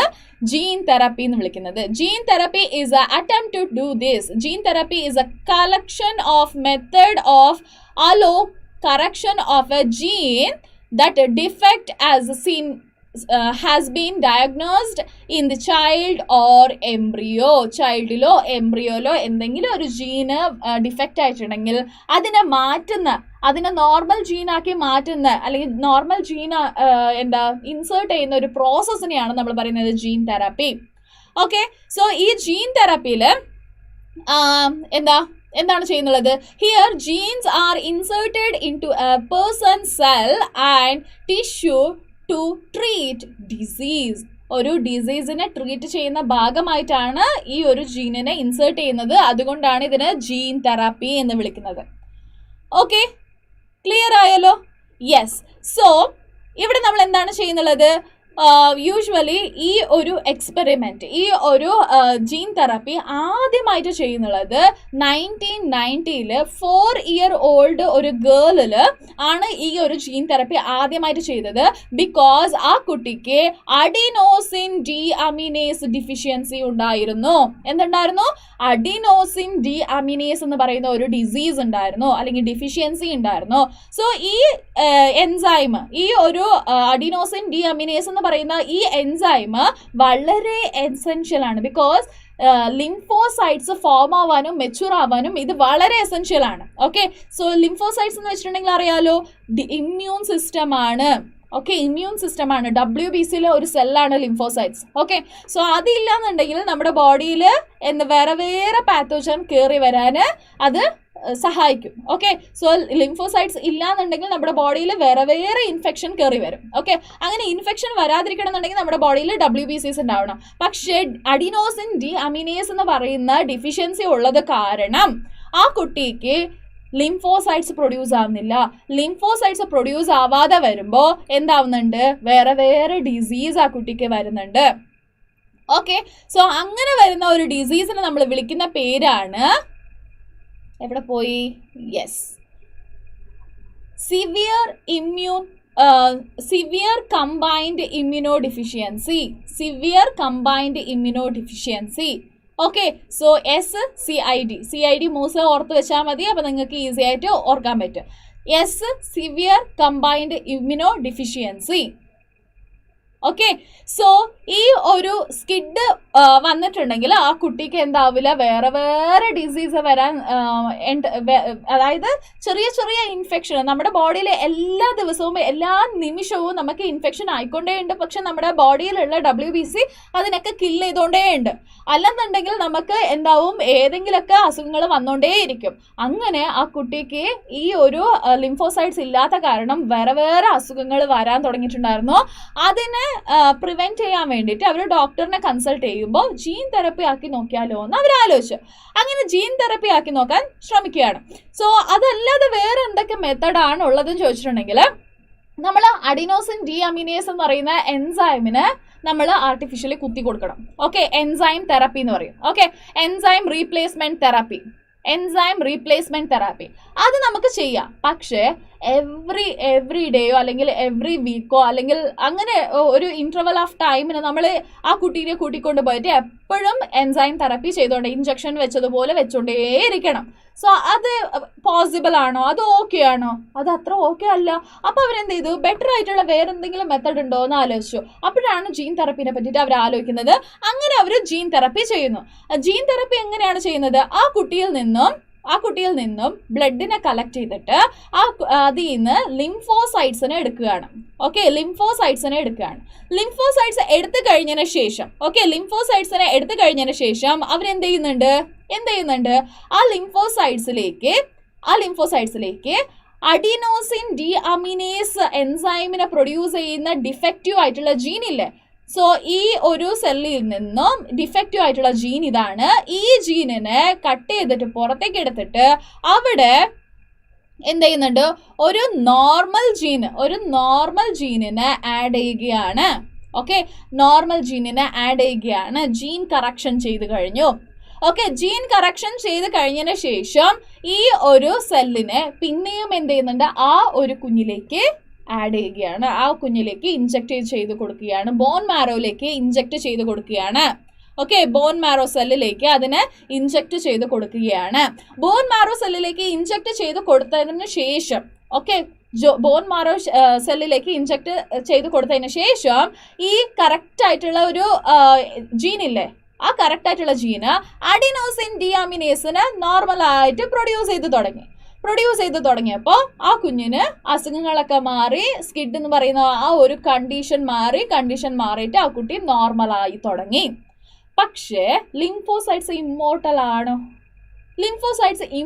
ആണോ? അല്ല. കുറച്ച് ദിവസം അത് ജീവിക്കും. അത് കഴിഞ്ഞതിന് ശേഷം ലിംഫോസൈറ്റ്സ് ചത്തുപോകും അല്ലേ?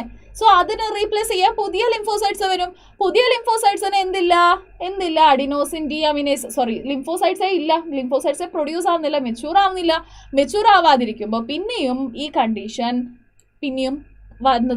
ആ കുഞ്ഞിലേക്ക് വന്നു തുടങ്ങി. അപ്പൊ പിന്നെയും ആ കുട്ടി എന്താക്കണം, ഇതേപോലെയുള്ള മെത്തേഡ് ഫോളോ ചെയ്യണം. അപ്പം പെർമനന്റ് ക്യൂറേ ഇല്ലേ, ഇതിനൊരു അന്ത്യമേ ഇല്ലേ എന്ന് ചോദിച്ചിട്ടുണ്ടെങ്കിൽ there is a permanent cure. പക്ഷേ അത് നമ്മള് അതായത് വളരെ early തന്നെ നമ്മൾ മനസ്സിലാക്കണം. അതായത് എംബ്രിയോണിക് സ്റ്റേജിൽ തന്നെ മനസ്സിലാക്കണം. ഈ ഒരു കുഞ്ഞിന് ഇനി ജനിക്കാൻ പോകുന്ന ഒരു കുഞ്ഞിന് ഇങ്ങനെ ഒരു പ്രശ്നമുണ്ട് എന്ന് നമ്മൾ ആദ്യം തന്നെ മനസ്സിലാക്കിയതിന് ശേഷം നമ്മൾ എന്ത് ചെയ്യണം, ആ ഒരു സ്റ്റെം സെൽസ് എന്നൊക്കെ നമ്മൾ പറയില്ലേ അല്ലേ, സോ എംബ്രിയോണിക് സ്റ്റേജിലുള്ള സ്റ്റെം സെൽസ് ഇല്ലേ, ആ സ്റ്റെം സെൽസ് ഉണ്ടാകുമ്പോൾ തന്നെ നമ്മൾ മനസ്സിലാക്കി എടുക്കുകയാണെങ്കിൽ, ഇതേ മെത്തേഡ് നമ്മൾ ആ സ്റ്റെം സെൽസിൽ ചെയ്യുകയാണെങ്കിൽ പെർമനന്റ് ക്യൂറായി കിട്ടും. ഓക്കെ, പെർമനന്റ് ക്യൂറായി കിട്ടും. ആ കുഞ്ഞിന് പിന്നെ ജനിച്ചതിന് ശേഷം ഒരു പ്രശ്നവും ഉണ്ടാവില്ല, നോർമൽ ഹെൽത്തി കുട്ടിയായിട്ട് തന്നെ അത് മാറും. പക്ഷേ വൺസ് ആ കുഞ്ഞ് ജനിച്ചു കഴിഞ്ഞതിന് ശേഷം ജീൻ തെറാപ്പി ചെയ്യുകയാണെങ്കിൽ there is no permanent cure. Regular ഇന്റർവെലിന് ഈ ഒരു മെത്തേഡ് ഫോളോ ചെയ്തിട്ട് വേണം ആ കുഞ്ഞ് അതിൻ്റെ ലൈഫ് സ്പാന് കംപ്ലീറ്റ് ചെയ്യാനായിട്ട്. ഓക്കെ, ക്ലിയർ ആയോ? So this is about gene therapy. അടുത്തത് മോളിക്കുലർ ഡയഗ്നോസിസ് ആണ്. ഓക്കെ, സോ മോളിക്കുലർ ഡയഗ്നോസിസ് എന്ന് വെച്ചിട്ടുണ്ടെങ്കിൽ എന്താണ്, മോളിക്കുലർ ലെവലിൽ നമ്മൾ ഡയഗ്നോസിസ് ചെയ്യുക. ഡയഗ്നോസിസ് എന്ന് വെച്ചിട്ടുണ്ടെങ്കിൽ ഐഡന്റിഫിക്കേഷൻ ഓഫ് ഡിസീസ് അല്ലെ. So early detection is very very very very important for complete cure of a disease. Okay, ഒരു കംപ്ലീറ്റ് ക്യൂർ ആവണം അല്ലെങ്കിൽ പെട്ടെന്ന് തന്നെ ക്യൂർ ആവണം എന്നുണ്ടെങ്കിൽ നമ്മൾ early detection ചെയ്യണം. പക്ഷെ early detection is not possible for conventional method. Conventional മെത്തേഡിൽ നമുക്ക് ഒരു early detection എന്ന് പറയുന്നത് അത്ര ഈസി ആയിട്ടുള്ള കാര്യമല്ല. വൈ? ബിക്കോസ് അവിടെ നമ്മൾ ചെയ്യുന്നത് സെറം യൂറിൻ അനാലിസിസ് ആണ്. സെറം യൂറിനിലൊക്കെ ആ പാത്തോജൻ കാണുക എന്ന് പറയുന്നത് നമ്മൾ അതായത് യൂറിനിൽ പാത്തോജൻ ഉണ്ട്, അതായത് സെറമിൽ പാത്തോജൻ ഉണ്ട്, കഫത്തിൽ പാത്തോജൻ ഒക്കെ ഉണ്ട് എന്ന് നമ്മൾ മനസ്സിലാക്കുമ്പോഴേക്കും ആ ഒരു പാത്തോജന്റെ വളർച്ച നമ്മുടെ ബോഡിയിൽ വളർച്ച വളരെ കൂടുതലായിരിക്കും. ഓക്കെ, വളരെ വളരെ കൂടുതലായിരിക്കും. അപ്പോൾ അത് ഓക്കെയാണോ? അത്രയും കൂടുതലായി കഴിഞ്ഞതിന് ശേഷം പെർമനന്റ് ക്യൂർ എന്ന് പറയുന്നത് അത്ര ഈസിയാണോ? അല്ല. സോ അങ്ങനെ കൺവെൻഷണൽ മെത്തേഡിൽ നമുക്ക് ഈസി ആയിട്ട് ആക്കാൻ പറ്റില്ല എന്ന് നമ്മൾ മനസ്സിലാക്കിയതിന് ശേഷം വളരെ വളരെ വളരെ ഹസാർഡസ് ആയിട്ടുള്ള ചില ഡിസീസ് ഒക്കെ ഉണ്ടല്ലേ, ആ ഡിസീസിന് early detection ആണ് ഏറ്റവും ബെസ്റ്റ് നമ്മൾ ആദ്യം തന്നെ നമുക്ക് സിംറ്റംസ് ഒന്നും ഇല്ലെങ്കിലും നമ്മൾ ബ്ലഡ് ടെസ്റ്റ് ചെയ്തിട്ടാണ് നമ്മൾ എയ്ഡ്സിന് ഉണ്ടോ ഇല്ലയോ എന്ന് ഐഡന്റിഫൈ ചെയ്യുക. നമുക്ക് പനി വരുന്നുണ്ടോ, അത് വരുന്നുണ്ടോ, ഇത് വരുന്നുണ്ടോ, അതൊന്നും നോക്കാതെയാണ് നമ്മൾ എലൈസ ടെസ്റ്റ് ചെയ്യുക. എങ്ങനെയാണ് എലൈസ ടെസ്റ്റ് പോവുക? ഏത് ടെസ്റ്റിന് നമ്മൾ പോയിട്ടുണ്ടെങ്കിൽ ബ്ലഡ് നമ്മൾ കൊടുക്കുകയാണെങ്കിൽ അവിടെ എലൈസ ടെസ്റ്റ് ചെയ്യും. നമുക്ക് ആ ഡിസീസ് ഉണ്ടോ ഇല്ലയോ, നമുക്ക് സിംറ്റം ഉണ്ടോ ഇല്ലയോ, അതൊന്നും അവർക്ക് കൺസിഡർ ചെയ്യേണ്ട ആവശ്യമില്ല. ഒരു കുട്ടിക്ക് അല്ലെങ്കിൽ വേറെ ആർക്കെങ്കിലും നമ്മൾ ബ്ലഡ് ദാനം ചെയ്യുകയാണെങ്കിൽ പോലും നമുക്ക് ഈ എലൈസ എന്ന് പറയുന്ന ഒരു ടെസ്റ്റ് ചെയ്യുന്നുണ്ട്. അപ്പോൾ അതിലെന്താണ് ചെയ്യുന്നത്? അവിടെ സിംറ്റംസ് ഉണ്ടായിട്ടാണോ ചെയ്യുന്നത്? അല്ല, സിംറ്റംസ് ഒന്നും ആവശ്യമില്ല. സിംറ്റംസ് ഒക്കെ വരുമ്പോഴേക്കും നമ്മുടെ ബോഡിയിൽ ആ ഒരു പാത്തോജന്റെ അളവ് വളരെ വളരെ വളരെ കൂടുതലായിരിക്കും. അപ്പം നമുക്ക് പെർമനന്റ് ക്യൂർ എന്ന് നമുക്ക് ചെയ്യാൻ പറ്റാത്ത ഒരു അവസ്ഥയിൽ വരും. ചിലപ്പോൾ ആ ഒരു ഇൻഡിവിജ്വൽ മരിച്ചു എന്നും വരും. ഓക്കെ, സോ അതുകൊണ്ടാണ് early detection is very essential. So early detectionന് നമ്മൾ എന്ത് ചെയ്യുന്നുണ്ട്? റിക്കോമിനന്റ് DNA technology, polymerase chain reaction, അതായത് PCR ആൻഡ് എൻസൈം ലിങ്ക്ഡ് ഇമ്മ്യൂണോസോർബന്റ് അസേ, ഇങ്ങനെയുള്ള ചില മെത്തഡിനാണ് ഫോളോ ചെയ്യുന്നത്. സോ ഇങ്ങനെയുള്ള മെത്തഡ് കൊണ്ട് നമുക്ക് early detection ചെയ്യാൻ പറ്റും. സോ വളരെ വളരെ കുഞ്ഞ് പ്രമാണത്തിലാണ് ഉള്ളതെങ്കിൽ പോലും നമുക്ക് അതിനെ ഈസി ആയിട്ട് മനസ്സിലാക്കാൻ പറ്റും. Okay, so presence of pathogen is normally suspected when the pathogen has produced diseased symptoms വന്നതിന് ശേഷമാണ്. പക്ഷെ അപ്പത്തേക്ക് നമ്മുടെ ബോഡിയിൽ കൂടുതലാവുന്നത് കൊണ്ടാണ് ആ ഒരു അതായത് early detection നമുക്ക് പറ്റില്ല എന്ന് പറയുന്നത്, കൺവെൻഷണൽ മെത്തഡിൽ പറ്റില്ല എന്ന് പറയുന്നത്. അത് കഴിഞ്ഞതിന് ശേഷമാണ് നമ്മൾ PCR മനസ്സിലാക്കുന്നത്. PCR എന്ത് ചെയ്യുന്നുണ്ട്? ഡീനാച്ചുറേഷൻ, അനീലിംഗ് ആൻഡ് എക്സ്റ്റൻഷൻ എന്ന് പറയുന്ന 3 മെത്തഡ് ഫോളോ ചെയ്തിട്ടാണ് നമ്മൾ ഈ PCR ടെക്നിക്ക് ചെയ്യുന്നുള്ളത്. അപ്പം നമ്മൾ എന്താണ് ചെയ്യുന്നുള്ളത്? മോളിക്കുലർ അല്ലെങ്കിൽ DNA നമ്മൾ മൾട്ടിപ്ലൈ ചെയ്യുകയാണ്. റൈറ്റ്, മൾട്ടിപ്ലൈ ചെയ്യുകയാണ്. അങ്ങനെ മൾട്ടിപ്ലൈ ചെയ്യുമ്പോൾ ഈവൻ ഡിസീസ് അല്ലെങ്കിൽ പാത്തോജനും നമ്മൾ മൾട്ടിപ്ലൈ ചെയ്യുകയാണ്. അങ്ങനെ മൾട്ടിപ്ലൈ ചെയ്യുകയാണെങ്കിൽ നമ്പർ ഓഫ് പാത്തോജൻ ഇൻക്രീസ് ആയി കിട്ടും. അങ്ങനെ നമുക്ക് ഈസി ആയിട്ട് ഐഡന്റിഫൈ ചെയ്യാൻ പറ്റും. ഓക്കെ, PCR യൂസ് ചെയ്തിട്ട് നമുക്ക് മ്യൂട്ടേഷനെ ഡിറ്റക്ട് ചെയ്യാൻ പറ്റും. ഓക്കെ, സോ ക്യാൻസർ പേഷ്യൻറ്റിൽ എന്തെങ്കിലും മ്യൂട്ടേഷൻ സംഭവിച്ചിട്ടുണ്ടോ എന്ന് നമുക്ക് ഐഡന്റിഫൈ ചെയ്യാൻ പറ്റും. അതുപോലെ തന്നെ എന്തെങ്കിലും ജനറ്റിക് ഡിസോർഡേഴ്സ് ഉണ്ടോ എന്ന് നമുക്ക് ഐഡന്റിഫൈ ചെയ്യാൻ പറ്റും. അതുപോലെ തന്നെ HIV ഉണ്ടോ എന്ന് നമുക്ക് ഐഡന്റിഫൈ ചെയ്യാൻ പറ്റും. ഓക്കെ, എയ്ഡ്സ് പേഷ്യൻ്റ് ആണോ അല്ലയോ, അല്ലെങ്കിൽ ക്യാൻസർ പേഷ്യൻ്റ് ആണോ അല്ലയോ, അല്ലെങ്കിൽ ഡൗൺ സിൻഡ്രോം ഉണ്ടോ, ക്ലിൻഫിൽട്ടർ സിൻഡ്രോം ഉണ്ടോ, സിക്കിൾ സെൽ അനീമിയ ഉണ്ടോ, ഇങ്ങനെയുള്ള ഡിസീസ് ഉണ്ടോ എന്ന് നമുക്ക് ഐഡന്റിഫൈ ചെയ്യാൻ പറ്റും. ഓക്കെ, PCR മെത്തഡ് കൊണ്ട്. Okay, yes, a single stranded DNA or RNA അത് റേഡിയോ ആക്റ്റീവ് പ്രോബ് ഉണ്ടാക്കി വെച്ചിട്ട് നമുക്ക് കോംപ്ലിമെന്ററി DNA മാച്ച് ചെയ്ത് നോക്കുമ്പോൾ അവിടെ മാച്ച് ആവുന്നുണ്ടോ അല്ലയോ എന്ന് ഐഡന്റിഫൈ ചെയ്തിട്ടും ആട്ടോ റേഡിയോഗ്രഫി എന്ന് പറയുന്ന മെത്തഡിലൂടെയും നമുക്ക് ഡിസീസിനെ ഐഡന്റിഫൈ ചെയ്യാൻ പറ്റും. ആട്ടോ റേഡിയോഗ്രഫി. ഓക്കെ, ആട്ടോ റേഡിയോഗ്രഫി നമ്മൾ ഡീറ്റെയിൽ ആയിട്ട് മോളിക്കുലർ ബേസിസ് ഓഫ് ഇൻഹെറിറ്റൻസ് എന്ന് പറയുന്ന ഒരു ചാപ്റ്ററിൽ, അതായത് DNA ഫിംഗർ പ്രിന്റിംഗ് എന്ന് പറയുന്ന ഒരു ടോപ്പിക്കിൽ നമ്മൾ ഡീറ്റെയിൽ ആയിട്ട് പഠിക്കുന്നുണ്ട്. സോ ആ ടോപ്പിക്കിൽ നമുക്ക് കുറച്ചുകൂടെ ഡീറ്റെയിൽ ആയിട്ട് പഠിക്കാം കേട്ടോ. യെസ്, സോ ഓട്ടോ റേഡിയോഗ്രഫി എന്ന് വെച്ചിട്ടുണ്ടെങ്കിൽ ഇതാണ്. ഫോർ എക്സാമ്പിൾ നമുക്ക് കളർ മാറ്റാം അല്ലേ? യെസ്, ഇതാണ് നമ്മുടെ ഒരു DNA സ്ട്രാൻഡ് എന്ന് വെച്ചോളൂ. Okay, so single stranded DNA ആണ് നമ്മളിവിടെ എടുക്കുന്നത്, ഡബിൾ സ്ട്രാൻഡഡ് അല്ല. സോ സിംഗിൾ സ്ട്രാൻഡഡ് ആണ് എടുക്കുന്നത്. സോ സിംഗിൾ സ്ട്രാൻഡഡ് DNA എടുത്തിട്ട് അതിൽ ആ DNA സ്ട്രാൻഡ് റേഡിയോ ആക്റ്റീവ് പ്രോബാണ് വെച്ചിരിക്കുന്നത്. സോ ഇത് ഡിസീസ്ഡ് കണ്ടീഷൻ, ഫോർ എക്സാമ്പിൾ നമുക്ക് ഇതിന് ഡിസീസ്ഡ് കണ്ടീഷനുള്ള ഒരു DNA സ്ട്രാൻഡ് നമുക്ക് ലേബൽ ചെയ്തിരിക്കുന്നത് ഇത് ഡിസീസ് കണ്ടീഷനിലുള്ള ഒരു DNA ആണ്. ഓക്കെ, സോ ഇതേപോലെ തന്നെ നമ്മുടെ സസ്പെക്റ്റ് ആയിട്ടുള്ള ആ ഒരു ഇൻഡിവിജ്വൽ ഇതേപോലെ തന്നെ ഇതിന് കോംപ്ലിമെന്ററി ആയിട്ടുള്ള DNA ഉണ്ടെങ്കിൽ അത് വന്നിട്ട് എന്ത് ചെയ്യും? ഇതിനെ കമ്പൈൻ ചെയ്യും. ഓക്കെ, ഇതിനെ കമ്പൈൻ ചെയ്യുമ്പോൾ ഇത് എന്താവും? നമ്മൾ എക്സ്റേ പോലൊക്കെയുള്ള UV ലൈറ്റിൽ നമ്മൾ നോക്കുകയാണെങ്കിൽ, ഓക്കെ, UV ലൈറ്റിൽ നമ്മൾ ഈ ഒരു ഷീറ്റിനെ വെച്ച് നോക്കുകയാണെങ്കിൽ അത് തെളിഞ്ഞു കാണുകയാണെങ്കിൽ ആ കുട്ടിക്ക് അല്ലെങ്കിൽ ആ ഒരു പേഴ്സണ് ഡിസീസ് ഉണ്ട് നമുക്ക് മനസ്സിലാക്കാൻ പറ്റും. ഓക്കെ, യെസ്, അതുപോലെ തന്നെ ELISA test antigen antibody interaction വെച്ചിട്ടാണ് ഇത് ചെയ്യുക.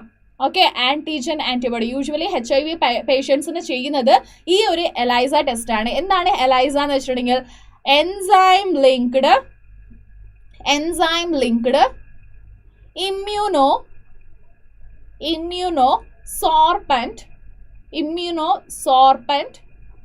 സോർപ്പന്റ് അസേ.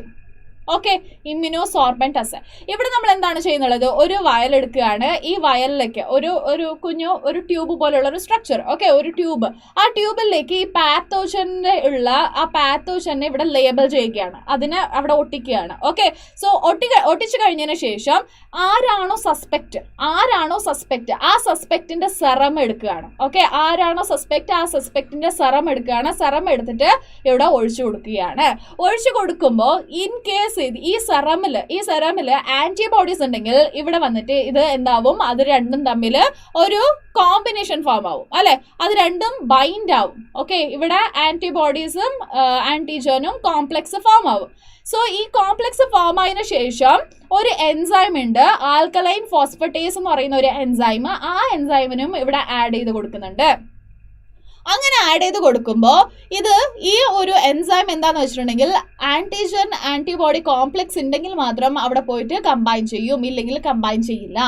സോ ആന്റിജനും ആന്റിബോഡിയും രണ്ടും കമ്പൈൻ ചെയ്തതിന് ശേഷം, ഈ എൻസൈം മൂന്നും കൂടെ കമ്പൈൻ ചെയ്തതിന് ശേഷം അതൊരു ചെറിയ കളർ മാറ്റം വരും. ഓക്കെ, ചെറിയ കളർ മാറ്റം വരും. അപ്പോൾ നമ്മൾ ആ കളർ മാറ്റം വന്നിട്ടില്ലയോ എന്നുള്ളത് നമ്മൾ സ്പെക്ട്രോഫോട്ടോമീറ്റർ വെച്ചിട്ട് നോക്കും. ഓക്കെ, സ്പെക്ട്രോഫോട്ടോമീറ്റർ വെച്ച് നമ്മൾ ചെക്ക് ചെയ്യും.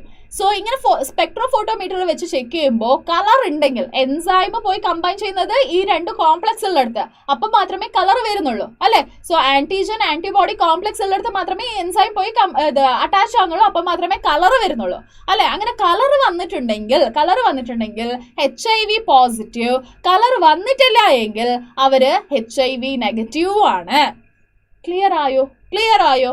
Yes, that is about molecular diagnosis. Yes, okay. അപ്പൊ നമുക്ക് നെക്സ്റ്റ് ട്രാൻസ്ജനിക് അനിമലിനെ പറ്റിയിട്ടാണ് പഠിക്കാനുള്ളത്.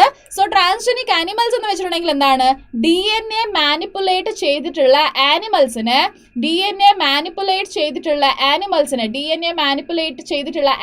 നമ്മൾ ട്രാൻസ്ജനിക് അനിമൽസ് എന്ന് വിളിക്കും.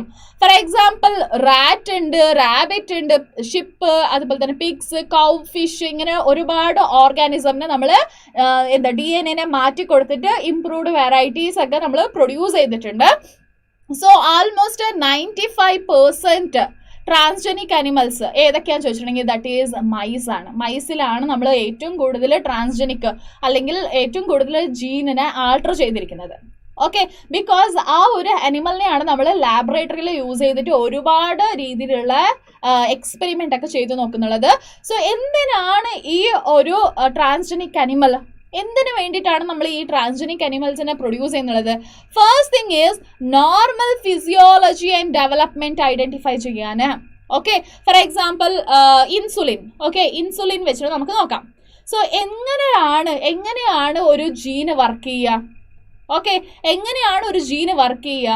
സോ ആ ജീനിന്റെ ഫംഗ്ഷൻ എന്താണ്, ആ ജീൻ ഇല്ലെങ്കിൽ എന്ത് സംഭവിക്കും, ഇങ്ങനെയൊക്കെ ഐഡന്റിഫൈ ചെയ്യുന്ന ഒരു പ്രോസസ്സിലാണ് ട്രാൻസ്ജനിക് ആനിമൽ ഹെൽപ്പ് ചെയ്യുന്നത്. ഫോർ എക്സാമ്പിൾ ഇൻസുലിൻ്റെ ജീന് നമ്മൾ ഒരു അനിമലിലേക്ക് ഇട്ട് കൊടുത്തിട്ട് ഹ്യൂമൻ ഇൻസുലിൻ ഇട്ട് കൊടുത്തിട്ട് അത് എന്തൊക്കെയാണ് ചെയ്യുന്നത്, അതില്ലെങ്കിൽ എന്തൊക്കെ സംഭവിക്കും, ഇതൊക്കെ ഐഡന്റിഫൈ ചെയ്യാൻ പറ്റും. ഓക്കെ, അടുത്തത് study of disease. Okay, so for example cystic fibrosis, cancer, rheumatoid arthritis, Alzheimer's, okay, ഇങ്ങനെയുള്ള ഒരുപാട് ഡിസീസിന് നമ്മൾ ട്രാൻസ്ജനിക് അനിമൽസിനെ പ്രൊഡ്യൂസ് ചെയ്തിട്ടുണ്ട്. സോ ഇങ്ങനെ ഡിസീസിന് ട്രാൻസ്ജനിക് അനിമൽ പ്രൊഡ്യൂസ് ചെയ്യുന്നത് കൊണ്ട് എന്താണ് ഉപകാരം ചോദിച്ചിട്ടുണ്ടെങ്കിൽ ആ ഡിസീസ് കൊണ്ട് എന്തൊക്കെ പ്രശ്നങ്ങളാണ് ഉണ്ടാവുന്നുള്ളത്, ഏതൊക്കെ രീതിയിലാണ് ഒരു അനിമലിന് പ്രശ്നങ്ങൾ ഉണ്ടാക്കുന്നുള്ളത്. സോ ഇങ്ങനെയൊക്കെ ഡീറ്റെയിൽ ആയിട്ട് നമുക്ക് മനസ്സിലാക്കാൻ പറ്റും. ഓക്കെ, സോ അതിന് വേണ്ട ട്രീറ്റ്മെൻറ്റ് നമുക്ക് കണ്ടുപിടിക്കാൻ ഹെൽപ്പ് ചെയ്യും. Yes, okay. അത് കഴിഞ്ഞിട്ടുണ്ടെങ്കിൽ നെക്സ്റ്റ് ബയോളജിക്കൽ പ്രോഡക്റ്റ് ആണ്. സോ ബയോളജിക്കൽ പ്രോഡക്റ്റ് പ്രൊഡ്യൂസ് ചെയ്യാൻ വേണ്ടിയിട്ടും ഇത് ഹെൽപ്പ് ചെയ്യുന്നുണ്ട്. For example α1 anti trypsin. ഇത് ഒരു ഷീപ്പിലാണ് നമ്മൾ ഈ ഒരു ബയോളജിക്കൽ പ്രോഡക്റ്റിനെ നമ്മൾ പ്രൊഡ്യൂസ് ചെയ്യുന്നുള്ളത്.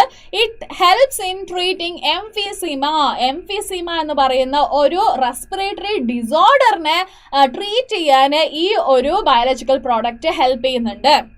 ഓക്കെ, അതുപോലെ തന്നെ ഫീനൈൽ കീറ്റോന്യൂറിയനെ ട്രീറ്റ് ചെയ്യാനുള്ളതും സിസ്റ്റിക് ഫൈബ്രോസിസിനെ ട്രീറ്റ് ചെയ്യാനുള്ള ബയോളജിക്കൽ പ്രോഡക്റ്റിനൊക്കെ നമ്മൾ ഈ ട്രാൻസ്ജനിക് ആനിമൽസിനെ വെച്ചിട്ട് നമ്മൾ പ്രൊഡ്യൂസ് ചെയ്യുന്നുണ്ട്. ഓക്കെ, അതുപോലെ തന്നെ മിൽക്ക്, അതായത് ഹ്യൂമൻ പ്രോട്ടീൻ റിച്ച് ആയിട്ടുള്ള ഒരു മിൽക്കിനെ നമ്മൾ പ്രൊഡ്യൂസ് ചെയ്യുന്നുണ്ട് with the help of a cow called Rosie എന്ന് പറയുന്നത് ഒരു ട്രാൻസ്ജനിക് കൗവാണ്. 1997 ഈ ഒരു എക്സ്പെരിമെന്റ് ചെയ്തത്. കൗവില് ഹ്യൂമന്റെ ജീനിനെ ഇൻസേർട്ട് ചെയ്ത് കൊടുത്തിട്ട് ആ ഹ്യൂമൻ ജീനെ എന്ത് ചെയ്യുന്നുണ്ട്, ആൽഫ ലാക്ടാൽബുമിൻ എന്ന് പറയുന്ന ഹ്യൂമൻ പ്രോട്ടീനെ പ്രൊഡ്യൂസ് ചെയ്യുന്നുണ്ട്. സോ ദാറ്റ് ന്യൂട്രീഷൻ കൂടിയിട്ടുള്ള ഈ ഒരു പ്രോട്ടീന് കുഞ്ഞുങ്ങൾക്കും കൊടുക്കാൻ പറ്റും. Okay, yes. Next, vaccine safety. അതായത് പുതുതായിട്ട് ഏതെങ്കിലും ഒരു വാക്സിനെ പ്രൊഡ്യൂസ് ചെയ്യുകയാണെങ്കിൽ, ഇപ്പോൾ കോവിഷീൽഡും കോവാക്സിൻ ഇതൊക്കെ നമ്മൾ കേട്ടിട്ടുണ്ടല്ലോ. ഈ വാക്സിനൊക്കെ എന്താണ്, ഏതെങ്കിലും ഒരു മാരകമായിട്ടുള്ള രോഗത്തിനെ പ്രതിരോധിക്കാനുള്ള ഒരു ശക്തിയാണ് അല്ലെ. സോ ആ ഒരു വാക്സിൻ പ്രൊഡ്യൂസ് ചെയ്ത് കഴിഞ്ഞതിന് ശേഷം ഡയറക്റ്റ് ആയിട്ട് ഹ്യൂമന്റെ ബോഡിയിലേക്ക് ഇൻജെക്ട് ചെയ്യാൻ പറ്റുമോ? ചെയ്യാൻ പറ്റില്ല. ബിക്കോസ് അതിന്റെ സൈഡ് ഇഫക്ട്സ് എന്ത് വേണമെങ്കിലും ആവാം. അങ്ങനെ സൈഡ് ഇഫക്ട്സ് എങ്ങനെയാണ്, എന്തൊക്കെ ചെയ്യും എന്നൊക്കെ ഐഡന്റിഫൈ ചെയ്യാൻ വേണ്ടിയിട്ട് നമ്മൾ ട്രാൻസ്ജനിക് അനിമലിൽ കുത്തിവെച്ചിട്ട് അതിനെന്തെങ്കിലും പ്രശ്നങ്ങൾ കാണുകയാണെങ്കിൽ നമ്മളത് ഹ്യൂമൻസിന്റെ മുകളിൽ ടെസ്റ്റ് ചെയ്യില്ല. ഓക്കെ, അടുത്തത് chemical safety. So chemical safety എന്ന് പറയുമ്പോൾ ഏതെങ്കിലും ലീക്കേജോ അങ്ങനെ ഇങ്ങനെയൊക്കെ ഇപ്പൊ എവിടെയോ ഒരുപാട് സ്ഥലത്തിൽ കെമിക്കൽ ഇൻഡസ്ട്രീസ് ഉണ്ട് അല്ലെ. സോ ആ കെമിക്കൽ ഇൻഡസ്ട്രീസിൽ വർക്ക് ചെയ്യുന്ന ആൾക്കാർക്ക് എന്തെങ്കിലും ഡിസീസ് വരാനുള്ള ചാൻസ് ഉണ്ടാവും. അപ്പോൾ എത്ര കോൺസെൻട്രേഷനിൽ ഒരു ഗ്യാസോ അല്ലെങ്കിൽ ഒരു കെമിക്കലോ എക്സ്പോസ് ആയിട്ടുണ്ടെങ്കിൽ അവർക്ക് രോഗം വരാനുള്ള സാധ്യതയുണ്ട്. ഓക്കെ, അങ്ങനെയുള്ളതൊക്കെ മനസ്സിലാക്കാൻ വേണ്ടിയിട്ടാണ് നമ്മൾ ഈ കെമിക്കൽ സേഫ്റ്റി ടെസ്റ്റിങ്ങിനും നമ്മൾ ഈ ട്രാൻസ്ജനിക് അനിമൽസിനെ യൂസ് ചെയ്യാറുണ്ട്. ഓക്കെ, സോ ഇതൊക്കെയാണ് ട്രാൻസ്ജനിക് അനിമൽസിന്റെ ബെനിഫിറ്റ്സ്. Yes, okay. അപ്പൊ നമുക്ക് ലാസ്റ്റ് ടോപ്പിക്കിലോട്ട് വരാം, അതായത് ethical issues. Okay, so manipulation എന്ന് പറയുന്നത് ഹ്യൂമന്റെ വെൽഫെയറിന് വേണ്ടിയിട്ടാണ് നമ്മൾ ചെയ്യുന്നതാണെങ്കിൽ പോലും അതിനൊരു റെഗുലേഷൻ ഇല്ലാതെ നമ്മൾ ചെയ്തിട്ടുണ്ടെങ്കിൽ it is not at all good. So നമ്മൾ പ്രതീക്ഷിക്കാത്ത രീതിയിൽ അതിൻ്റെ ഒരു റിസൾട്ട് വന്നേക്കാം. സോ അപ്പോൾ അതിനെല്ലാത്തിനും ഒരു റെഗുലേഷൻ വേണം. എന്ത് എക്സ്പെരിമെന്റ് ചെയ്യുകയാണെങ്കിലും അതിനൊരു റെഗുലേഷൻ വേണം. അങ്ങനെ റെഗുലേറ്റ് ചെയ്യാൻ വേണ്ടിയിട്ട് ഒരു ഗ്രൂപ്പ് ഓഫ് പീപ്പിളിനെ സെറ്റ് ചെയ്തു, ഒരു കമ്മിറ്റിനെ സെറ്റ് ചെയ്തു. അങ്ങനെ സെറ്റ് ചെയ്ത ഒരു കമ്മിറ്റിയുടെ പേരാണ് GEAC. എന്താണ് GEAC? ക്ലിയർ ആയോ? So manipulation of living organism by human race cannot go on any further without regulation. or regulation ഇല്ലാതെ ഇങ്ങനെ ഒന്നും ചെയ്യാൻ പാടില്ല. സോ some ethical standard, ഒരു ethical standard എല്ലാത്തിനും വളരെ എസെൻഷ്യൽ ആണ്. ഒരു മൊറാലിറ്റി എല്ലാവർക്കും ആവശ്യമാണ്. അല്ലെന്നുണ്ടെങ്കിൽ എല്ലാ അനിമൽസിനും എല്ലാ പ്ലാന്റ്സിനും നമ്മൾ ഒരു കണക്കും ഇല്ലാതെ എങ്ങനെ വേണമെങ്കിലും മാറ്റിയെടുക്കാം. അങ്ങനെ മാറ്റിയെടുത്തിരുന്നാൽ നമുക്ക് ബെനിഫിറ്റും ആവുമായിരിക്കും, ചിലപ്പോൾ അത് ഹാംഫുള്ളും ആവുമായിരിക്കും. ബിക്കോസ് ഒരു അനിമലോ ഒരു പ്ലാന്റോ ലാബറട്ടറിയിൽ ഒരു ക്യാപ്റ്റീവ് കണ്ടീഷനിൽ ഉള്ളത് പോലെ ആയിരിക്കില്ല ഒരു ഫീൽഡിൽ ഇറങ്ങിക്കഴിഞ്ഞതിന് ശേഷം അല്ലെ. അതിൻ്റെ ക്യാരക്ടറിസ്റ്റിക്സ് കംപ്ലീറ്റ്ലി മാറാം, ചേഞ്ചസ് ആവാം. സോ ഇതൊക്കെ മനസ്സിലാക്കിയതിന് ശേഷം ഇന്ത്യൻ ഗവൺമെന്റ് ഒരു ടീമിനെ സെറ്റ് ചെയ്തു. ആ ടീമിന്റെ പേരാണ് GEAC, genetic engineering approval committee. Okay, approval committee. ഈ കമ്മിറ്റിയുടെ ഫംഗ്ഷൻ എന്താണ്? Which will make decision regarding validity of genetically modified research. genetically modified organism അല്ലെങ്കിൽ പ്ലാന്റ്സ് റിസർച്ച് ചെയ്യില്ല, അതിനൊരു ടൈം പീരിയഡ് കൊടുത്തിട്ടുണ്ട്. ഇത്ര ടൈമിനുള്ളിൽ നിങ്ങൾ ഇത് ചെയ്തിരിക്കണം. അതുപോലെ തന്നെ safety of genetically modified organism into the ഫീൽഡിലേക്ക് വിടുമ്പോൾ ഇത് ഓക്കെ ആണോ അല്ലയോ എന്ന് ഐഡന്റിഫൈ ചെയ്യാനും പബ്ലിക് സർവീസിനൊക്കെ റെഡിയാക്കി എടുക്കാനും എല്ലാത്തിനും വേണ്ടിയിട്ട് ഈ ഒരു കമ്മിറ്റി തീരുമാനമെടുക്കും. Okay, so the modification usage of living organism for public services and medicine as a food medicine sources, for example, also created problem with the patent granted for the same. So even though എല്ലാം സെറ്റാണ് okay ആണെന്നൊക്കെ വിചാരിച്ചിട്ട് നമ്മൾ ആ മെഡിസിനെയോ അല്ലെങ്കിൽ ആ ഒരു food നമ്മൾ ലാബറട്ടറിയിൽ ചെയ്ത് വെച്ചിരിക്കുന്ന ആ ഒരു സാധനത്തിന് നമ്മൾ ഫീൽഡിലേക്ക് വിടുമ്പോൾ, ആ ഒരു പ്ലാന്റിനെ ഫീൽഡിൽ വളർത്തുമ്പോൾ അത് അഡ്വേഴ്സ് ഇഫക്റ്റ് തരാം. സോ അതിനൊക്കെ വേണ്ടിയിട്ടാണ് നമ്മൾ എന്ത് ചെയ്തിട്ടുള്ളത്, ഇപ്പോൾ ജനറ്റിക്കലി മോഡിഫൈഡ് ഓർഗാനിസമിന് ഒന്ന് സെറ്റ് ചെയ്യാൻ വേണ്ടിയിട്ട്, അല്ലെങ്കിൽ ഒരു സ്റ്റാൻഡേർഡ്, ഒരു മൊറാലിറ്റി, ഒരു എത്തിക്കലി ഒരു സ്റ്റാൻഡേർഡ് എടുക്കാൻ വേണ്ടിയിട്ട് ഒരു കമ്മിറ്റിനെ രചിച്ചിരിക്കുന്നത്. ആ കമ്മിറ്റിയുടെ പേരാണ് genetical engineering approval committee. Okay, yes. അപ്പോൾ പിന്നെ നമുക്ക് പേറ്റന്റ് എന്ന് വെച്ചിട്ടുണ്ടെങ്കിൽ എന്താ നോക്കാം.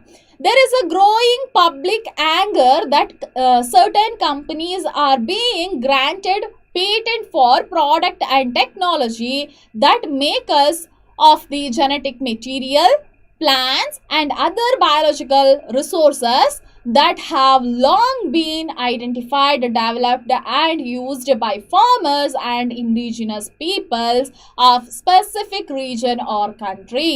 See, patent എന്ന് വെച്ചിട്ടുണ്ടെങ്കിൽ എന്താണ്? പേറ്റന്റ് എന്ന് വെച്ചിട്ടുണ്ടെങ്കിൽ ഒരാൾക്ക് അല്ലെങ്കിൽ ഒരു കമ്പനിക്കോ അല്ലെങ്കിൽ ഒരു കൺട്രിക്ക് കൊടുക്കുന്ന ഒരു ഒരു റൈറ്റ് ആണ്. ഓക്കെ, ഒരു റൈറ്റ്. സോ നിനക്ക് നീ റെഡിയാക്കിയിരിക്കുന്നത് ഈ ഒരു പ്ലാന്റിന് അല്ലെങ്കിൽ ഈ ഒരു അനിമലിന് അല്ലെങ്കിൽ ഈ ഒരു ബയോളജിക്കൽ പ്രോഡക്റ്റിനെ നീയല്ല സെറ്റ് ചെയ്തിരിക്കുന്നത്, നീയല്ല അതിനെ റെഡിയാക്കി എടുത്തത്.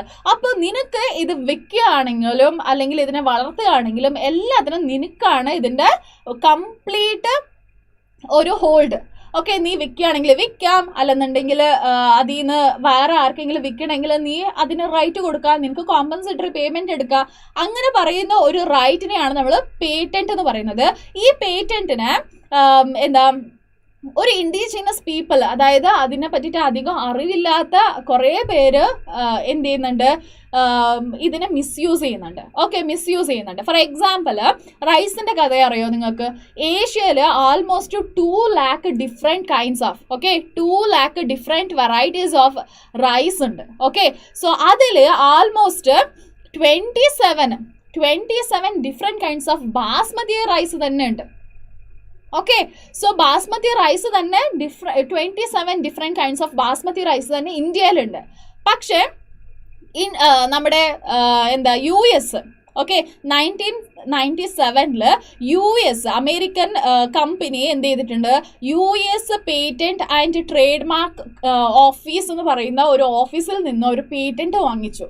എന്ത് ചെയ്തിട്ടാണ് ഒരു പേറ്റന്റ് വാങ്ങിച്ചത്? നമ്മുടെ ഇന്ത്യയിലെ ബാസ്മതി റൈസ് ഇല്ലേ, അതും സെമി ഡ്വാർഫ് വെറൈറ്റിയും രണ്ടിനും ഹൈബ്രിഡൈസേഷൻ ചെയ്തിട്ട് ഒരു പുതിയ ബാസ്മതി റൈസിന് അവർ റെഡി ഉണ്ടാക്കി. ഓക്കെ, എന്താണ് ചെയ്തത്? അവർ ഇന്ത്യയിലെ ബാസ്മതി റൈസും സെമി ഡ്വാർഫ് വെറൈറ്റിയും രണ്ടിനും ഹൈബ്രിഡൈസേഷൻ ചെയ്തിട്ട് ഒരു പുതിയ ബാസ്മതി റൈസിന് ഉണ്ടാക്കിയിട്ട് അവരെന്ത് ചെയ്യുന്നുണ്ട്, അതിൻ്റെ പേറ്റന്റ് അവർ എടുക്കുന്നുണ്ട്. സോ ഇങ്ങനെയൊക്കെ അറിഞ്ഞതിന് ശേഷം ഇനിയും ഫർദറായിട്ട് വിട്ടിട്ടുണ്ടെങ്കിൽ നമ്മുടെ നീമിനെയും അതുപോലെ തന്നെ ഒരുപാട് medicinal herbal plants, traditional herbal medicines നമുക്കുണ്ടല്ലോ, അതായത് ടേമറിക്കും നീമും തുളസിയും അല്ലെ, അങ്ങനെയുള്ള ഒരുപാട് പ്ലാന്റ്സ് ഉണ്ട്. ആ പ്ലാന്റ്സിനൊക്കെ ഒരു പേറ്റന്റ് എടുക്കുന്ന മനസ്സിലാക്കിയതിന് ശേഷം നമ്മുടെ ഇന്ത്യ എന്ത് ചെയ്തോ, ഇതിനെല്ലാത്തിനും ഒരു കൺട്രോൾ വേണം, ഇതെല്ലാത്തിനും നമ്മളൊരു സെറ്റ്, ഒരു വര വരയ്ക്കണം എന്ന് വിചാരിച്ചിട്ട് അവരൊരു കാര്യം ചെയ്തു. That is ബയോപൈറസി. ബയോപൈറസി എന്ന് വെച്ചിട്ടുണ്ടെങ്കിൽ എന്താണ്? The term used to refer the use of bioresources by multinational companies and other organizations without proper authorization from the country or people concerned. അതായത് ഇപ്പം എൻ്റെതാണെങ്കിൽ എൻ്റെ നിന്ന് പെർമിഷൻ എടുക്കാതെ അവർ വേറെ ആരെങ്കിലും യൂസ് ചെയ്യുകയാണെങ്കിൽ അതിനെ നമ്മൾ പൈറസി എന്ന് വിളിക്കും. അത് ബയോളജിക്കൽ പ്രോഡക്റ്റ് ആണെങ്കിൽ ബയോളജിക്കൽ അല്ലെങ്കിൽ ബയോ പൈറസി എന്ന് വിളിക്കും. ഓക്കെ, സോ എൻ്റെ നിന്നും ഞാൻ ഇൻവെന്റ് ചെയ്തിരിക്കുന്ന ഒരു സാധനം എൻ്റെ അടുത്ത് പെർമിഷൻ ചോദിക്കാതെ അവരുടെ അടുത്ത് യൂസ് ചെയ്യുകയാണെങ്കിൽ എനിക്ക് കേസ് കൊടുക്കാൻ പറ്റും. സോ അങ്ങനെ എനിക്ക് കേസ് കൊടുക്കാതിരിക്കണം എന്നുണ്ടെങ്കിൽ എനിക്ക് കോമ്പൻസേറ്ററി പേയ്മെൻറ്റ് എനിക്ക് തരികയാണെങ്കിൽ, പ്രോപ്പറായിട്ട് എൻ്റെ അടുത്ത് ചോദിച്ചിട്ട് നീ എടുത്തോന്ന് ഞാൻ പെർമിഷൻ കൊടുത്തിട്ട് എനിക്ക് കോമ്പൻസേറ്ററി പേയ്മെൻറ്റും തരികയാണെങ്കിൽ ഞാനത് കൊടുക്കാൻ പറ്റും. ഓക്കെ, സോ അതിന് നമ്മൾ എന്തെന്ന് വിളിക്കും? ബയോ പൈറസി എന്ന് വിളിക്കും. സോ ഇങ്ങനെയുള്ള പ്രശ്നങ്ങളൊക്കെ എന്തുകൊണ്ടായിരിക്കും വരുന്നത്? യൂഷ്വലി ബയോ പൈറസി, ബയോ പേറ്റന്റിനെ പറ്റിയിട്ടുള്ള ഇത്രയൊക്കെ പ്രശ്നങ്ങൾ എന്തിനാണ് വരുന്നത്? എന്തിനാണെന്ന് ചോദിച്ചിട്ടുണ്ടെങ്കിൽ, ഇൻഡസ്ട്രിയലൈസ്ഡ് നേഷൻ, അതായത് ഡെവലപ്ഡ് നേഷൻസ് ഉണ്ടല്ലോ, ആ ഡെവലപ്ഡ് നേഷൻസിലൊക്കെ ഫൈനാൻഷ്യലി അവർ റിച്ച് ആണ്. ഓക്കെ, പുവർ ബയോഡൈവേഴ്സിറ്റി, അവർക്ക് ബയോഡൈവേഴ്സിറ്റി വലുതായിട്ടില്ല. ബിക്കോസ് എവിടെ നോക്കിയാലും ബിൽഡിങ്ങും കാര്യങ്ങളൊക്കെയാണ്, ആനിമൽസും പ്ലാന്റ്സും ഒക്കെ കൂടുതലൊന്നും അവർക്ക് കാണാൻ പറ്റില്ല. അതുപോലെ തന്നെ ട്രഡീഷണൽ നോളജും അവർക്ക് കുറവാണ്. പക്ഷേ ഡെവലപ്പിംഗ് കൺട്രി ലൈക്ക് അസ്, നമ്മുടെ ഡെവലപ്പിംഗ് കൺട്രി ഒക്കെ ഉണ്ടല്ലോ, അവർക്ക് ഫിനാൻഷ്യലി നമ്മൾ കുറച്ച് കുറവാണെങ്കിൽ പോലും നമുക്കൊക്കെ എന്തുണ്ട്? ബയോഡൈവേഴ്സിറ്റിയും കൂടുതലാണ്. വേറെ വേറെ ഡിഫറെൻറ്റ് കൈൻഡ്സ് ഓഫ് ഓർഗാനിസം നമ്മുടെ ചുറ്റുമുണ്ട്. അതുപോലെ തന്നെ ട്രഡീഷണൽ നോളജ്, ഇപ്പം നീം, അതുപോലെ തന്നെ തുളസി, അതൊക്കെ നമ്മൾ എത്രയോ കാലം കൊണ്ട് മെഡിസിനായിട്ട് യൂസ് ചെയ്യുന്നുണ്ട് അല്ലേ? അങ്ങനെയുള്ള ഒരുപാട് ട്രഡീഷണൽ നോളജ് ഉണ്ട്. ഈ ട്രഡീഷണൽ നോളജ് ഒക്കെ നമ്മൾ എന്ത് ചെയ്യാൻ പറ്റും? ഓക്കെ, സോ ഈ ട്രഡീഷണൽ നോളജ് ഒക്കെ ഉണ്ടല്ലോ, ഇതൊക്കെ നമ്മൾക്ക് പറഞ്ഞു കൊടുത്തിട്ട് ഈ സാധനം അവർക്ക് കയറ്റി അയച്ചു കൊടുത്തിട്ടുണ്ടെങ്കിൽ അവർ ഈ ഒരു പ്രോഡക്റ്റിനെ പ്രൊഡ്യൂസ് ചെയ്തിട്ട് നമുക്ക് കോമ്പൻസേറ്ററി പേയ്മെൻറ്റും കിട്ടും, എല്ലാം കിട്ടും എന്നൊക്കെ വിചാരിച്ചിട്ടാണ് നമ്മൾ ഇതൊക്കെ ചെയ്യുന്നുള്ളത്. പക്ഷേ അവരെന്ത് ചെയ്തു? റിയാലിറ്റിയിൽ അവരെന്ത് ചെയ്തു? നമുക്ക് കറക്റ്റായിട്ട് തരേണ്ട ഒരു അംഗീകാരം തരുന്നില്ല, കോമ്പൻസേറ്ററി പേയ്മെൻറ്റ് തരുന്നില്ല. അതുമല്ലാതെ എക്സസീവായിട്ട് ആ ഒരു പ്രോഡക്റ്റിന് അവർ എടുക്കുന്നുണ്ട്. അങ്ങനെ എടുക്കുമ്പോൾ ഇത് ഓക്കെ അല്ല എന്ന് മനസ്സിലാക്കിയ നമ്മുടെ ഇന്ത്യൻ ഗവൺമെൻറ് എന്ത് ചെയ്തു? Second amendment of Indian patent ബില്ലിനെ അവർ അങ്ങ് സ്റ്റാർട്ട് ചെയ്തു. അതിൽ ഇങ്ങനെയുള്ള എല്ലാ ഇഷ്യൂസിനെ, ഇങ്ങനെയുള്ള എല്ലാ രീതിയിലുള്ള ഇഷ്യൂസിനെ കൺസിഡർ ചെയ്യും. അതുപോലെ തന്നെ പേറ്റന്റ് ടേമിന് എമർജൻസി പ്രോവിഷൻസ് എന്തെങ്കിലും വേണമെന്നുണ്ടെങ്കിൽ അതൊക്കെ സെറ്റ് ചെയ്യും. റിസർച്ചും ഡെവലപ്മെൻറ്റിനും വേണ്ടിയിട്ടുള്ള എല്ലാ കാര്യങ്ങളും നമ്മുടെ ഇന്ത്യയിൽ തന്നെ ചെയ്യാം, നമുക്ക് ഇവിടെ തന്നെ ചെയ്യാം എന്ന് പറഞ്ഞിട്ട് എല്ലാം ഇപ്പോൾ സെറ്റ് ചെയ്തുകൊണ്ടുണ്ട്. Okay, so this is about our biotechnology and its application എന്ന് പറയുന്ന ചാപ്റ്ററാണ്. സോ നിങ്ങൾക്ക് എല്ലാവർക്കും അടിപൊളിയായിട്ട് മനസ്സിലായെന്ന് വിചാരിക്കുന്നു. ഇൻ കേസ് നിങ്ങൾക്ക് എന്തെങ്കിലും ഡൗട്ട് ഉണ്ടെങ്കിൽ നമ്മുടെ കമൻറ്റ് ബോക്സിൽ ഇടുക. അതുമാത്രമല്ല, നിങ്ങൾക്ക് വേറെ ഏതെങ്കിലും പ്രോപ്പർ ആയിട്ടുള്ള നോട്ട്സ് വേണം, ടെസ്റ്റിൻ്റെ സീരീസ് വേണം, ഇമ്പോർട്ടൻ്റ് ആയിട്ടുള്ള ക്വസ്റ്റ്യൻസ് വേണം, PYQs ഒക്കെ വേണമെന്നുണ്ടെങ്കിൽ നമ്മുടെ ടെലഗ്രാം ഗ്രൂപ്പിലേക്കും കൂടെ ജോയിൻ ചെയ്യേണ്ട ലിങ്ക് നമ്മുടെ ഡിസ്ക്രിപ്ഷൻ ബോക്സിലും അതുപോലെ തന്നെ കമൻറ്റ് ബോക്സിലും കാണാം. അപ്പോൾ ഓടി പോവുക, വേദാന്തു മലയാളം എന്ന് പറയുന്ന ടെലഗ്രാം ഗ്രൂപ്പിലേക്ക് ജോയിൻ ചെയ്യുക. അതുമാത്രമല്ല, ഈ വീഡിയോ നിങ്ങൾക്ക് ഇഷ്ടപ്പെടുകയാണെങ്കിൽ തീർച്ചയായിട്ടും ലൈക്ക് ചെയ്യുക, ഫ്രണ്ട്സിനൊക്കെ ഒന്ന് ഷെയർ ചെയ്ത് കൊടുക്കുക. ആൻഡ് മോസ്റ്റ് ഇമ്പോർട്ടൻ്റ് ആയിട്ട് സബ്സ്ക്രൈബ് ചെയ്യാത്ത ആളാണ് നിങ്ങളെങ്കിൽ പെട്ടെന്ന് തന്നെ സബ്സ്ക്രൈബ് ചെയ്യുക. അപ്പോൾ പിന്നെ നമുക്ക് അടുത്ത വീഡിയോയിൽ വീണ്ടും കാണാം. ടാറ്റാ.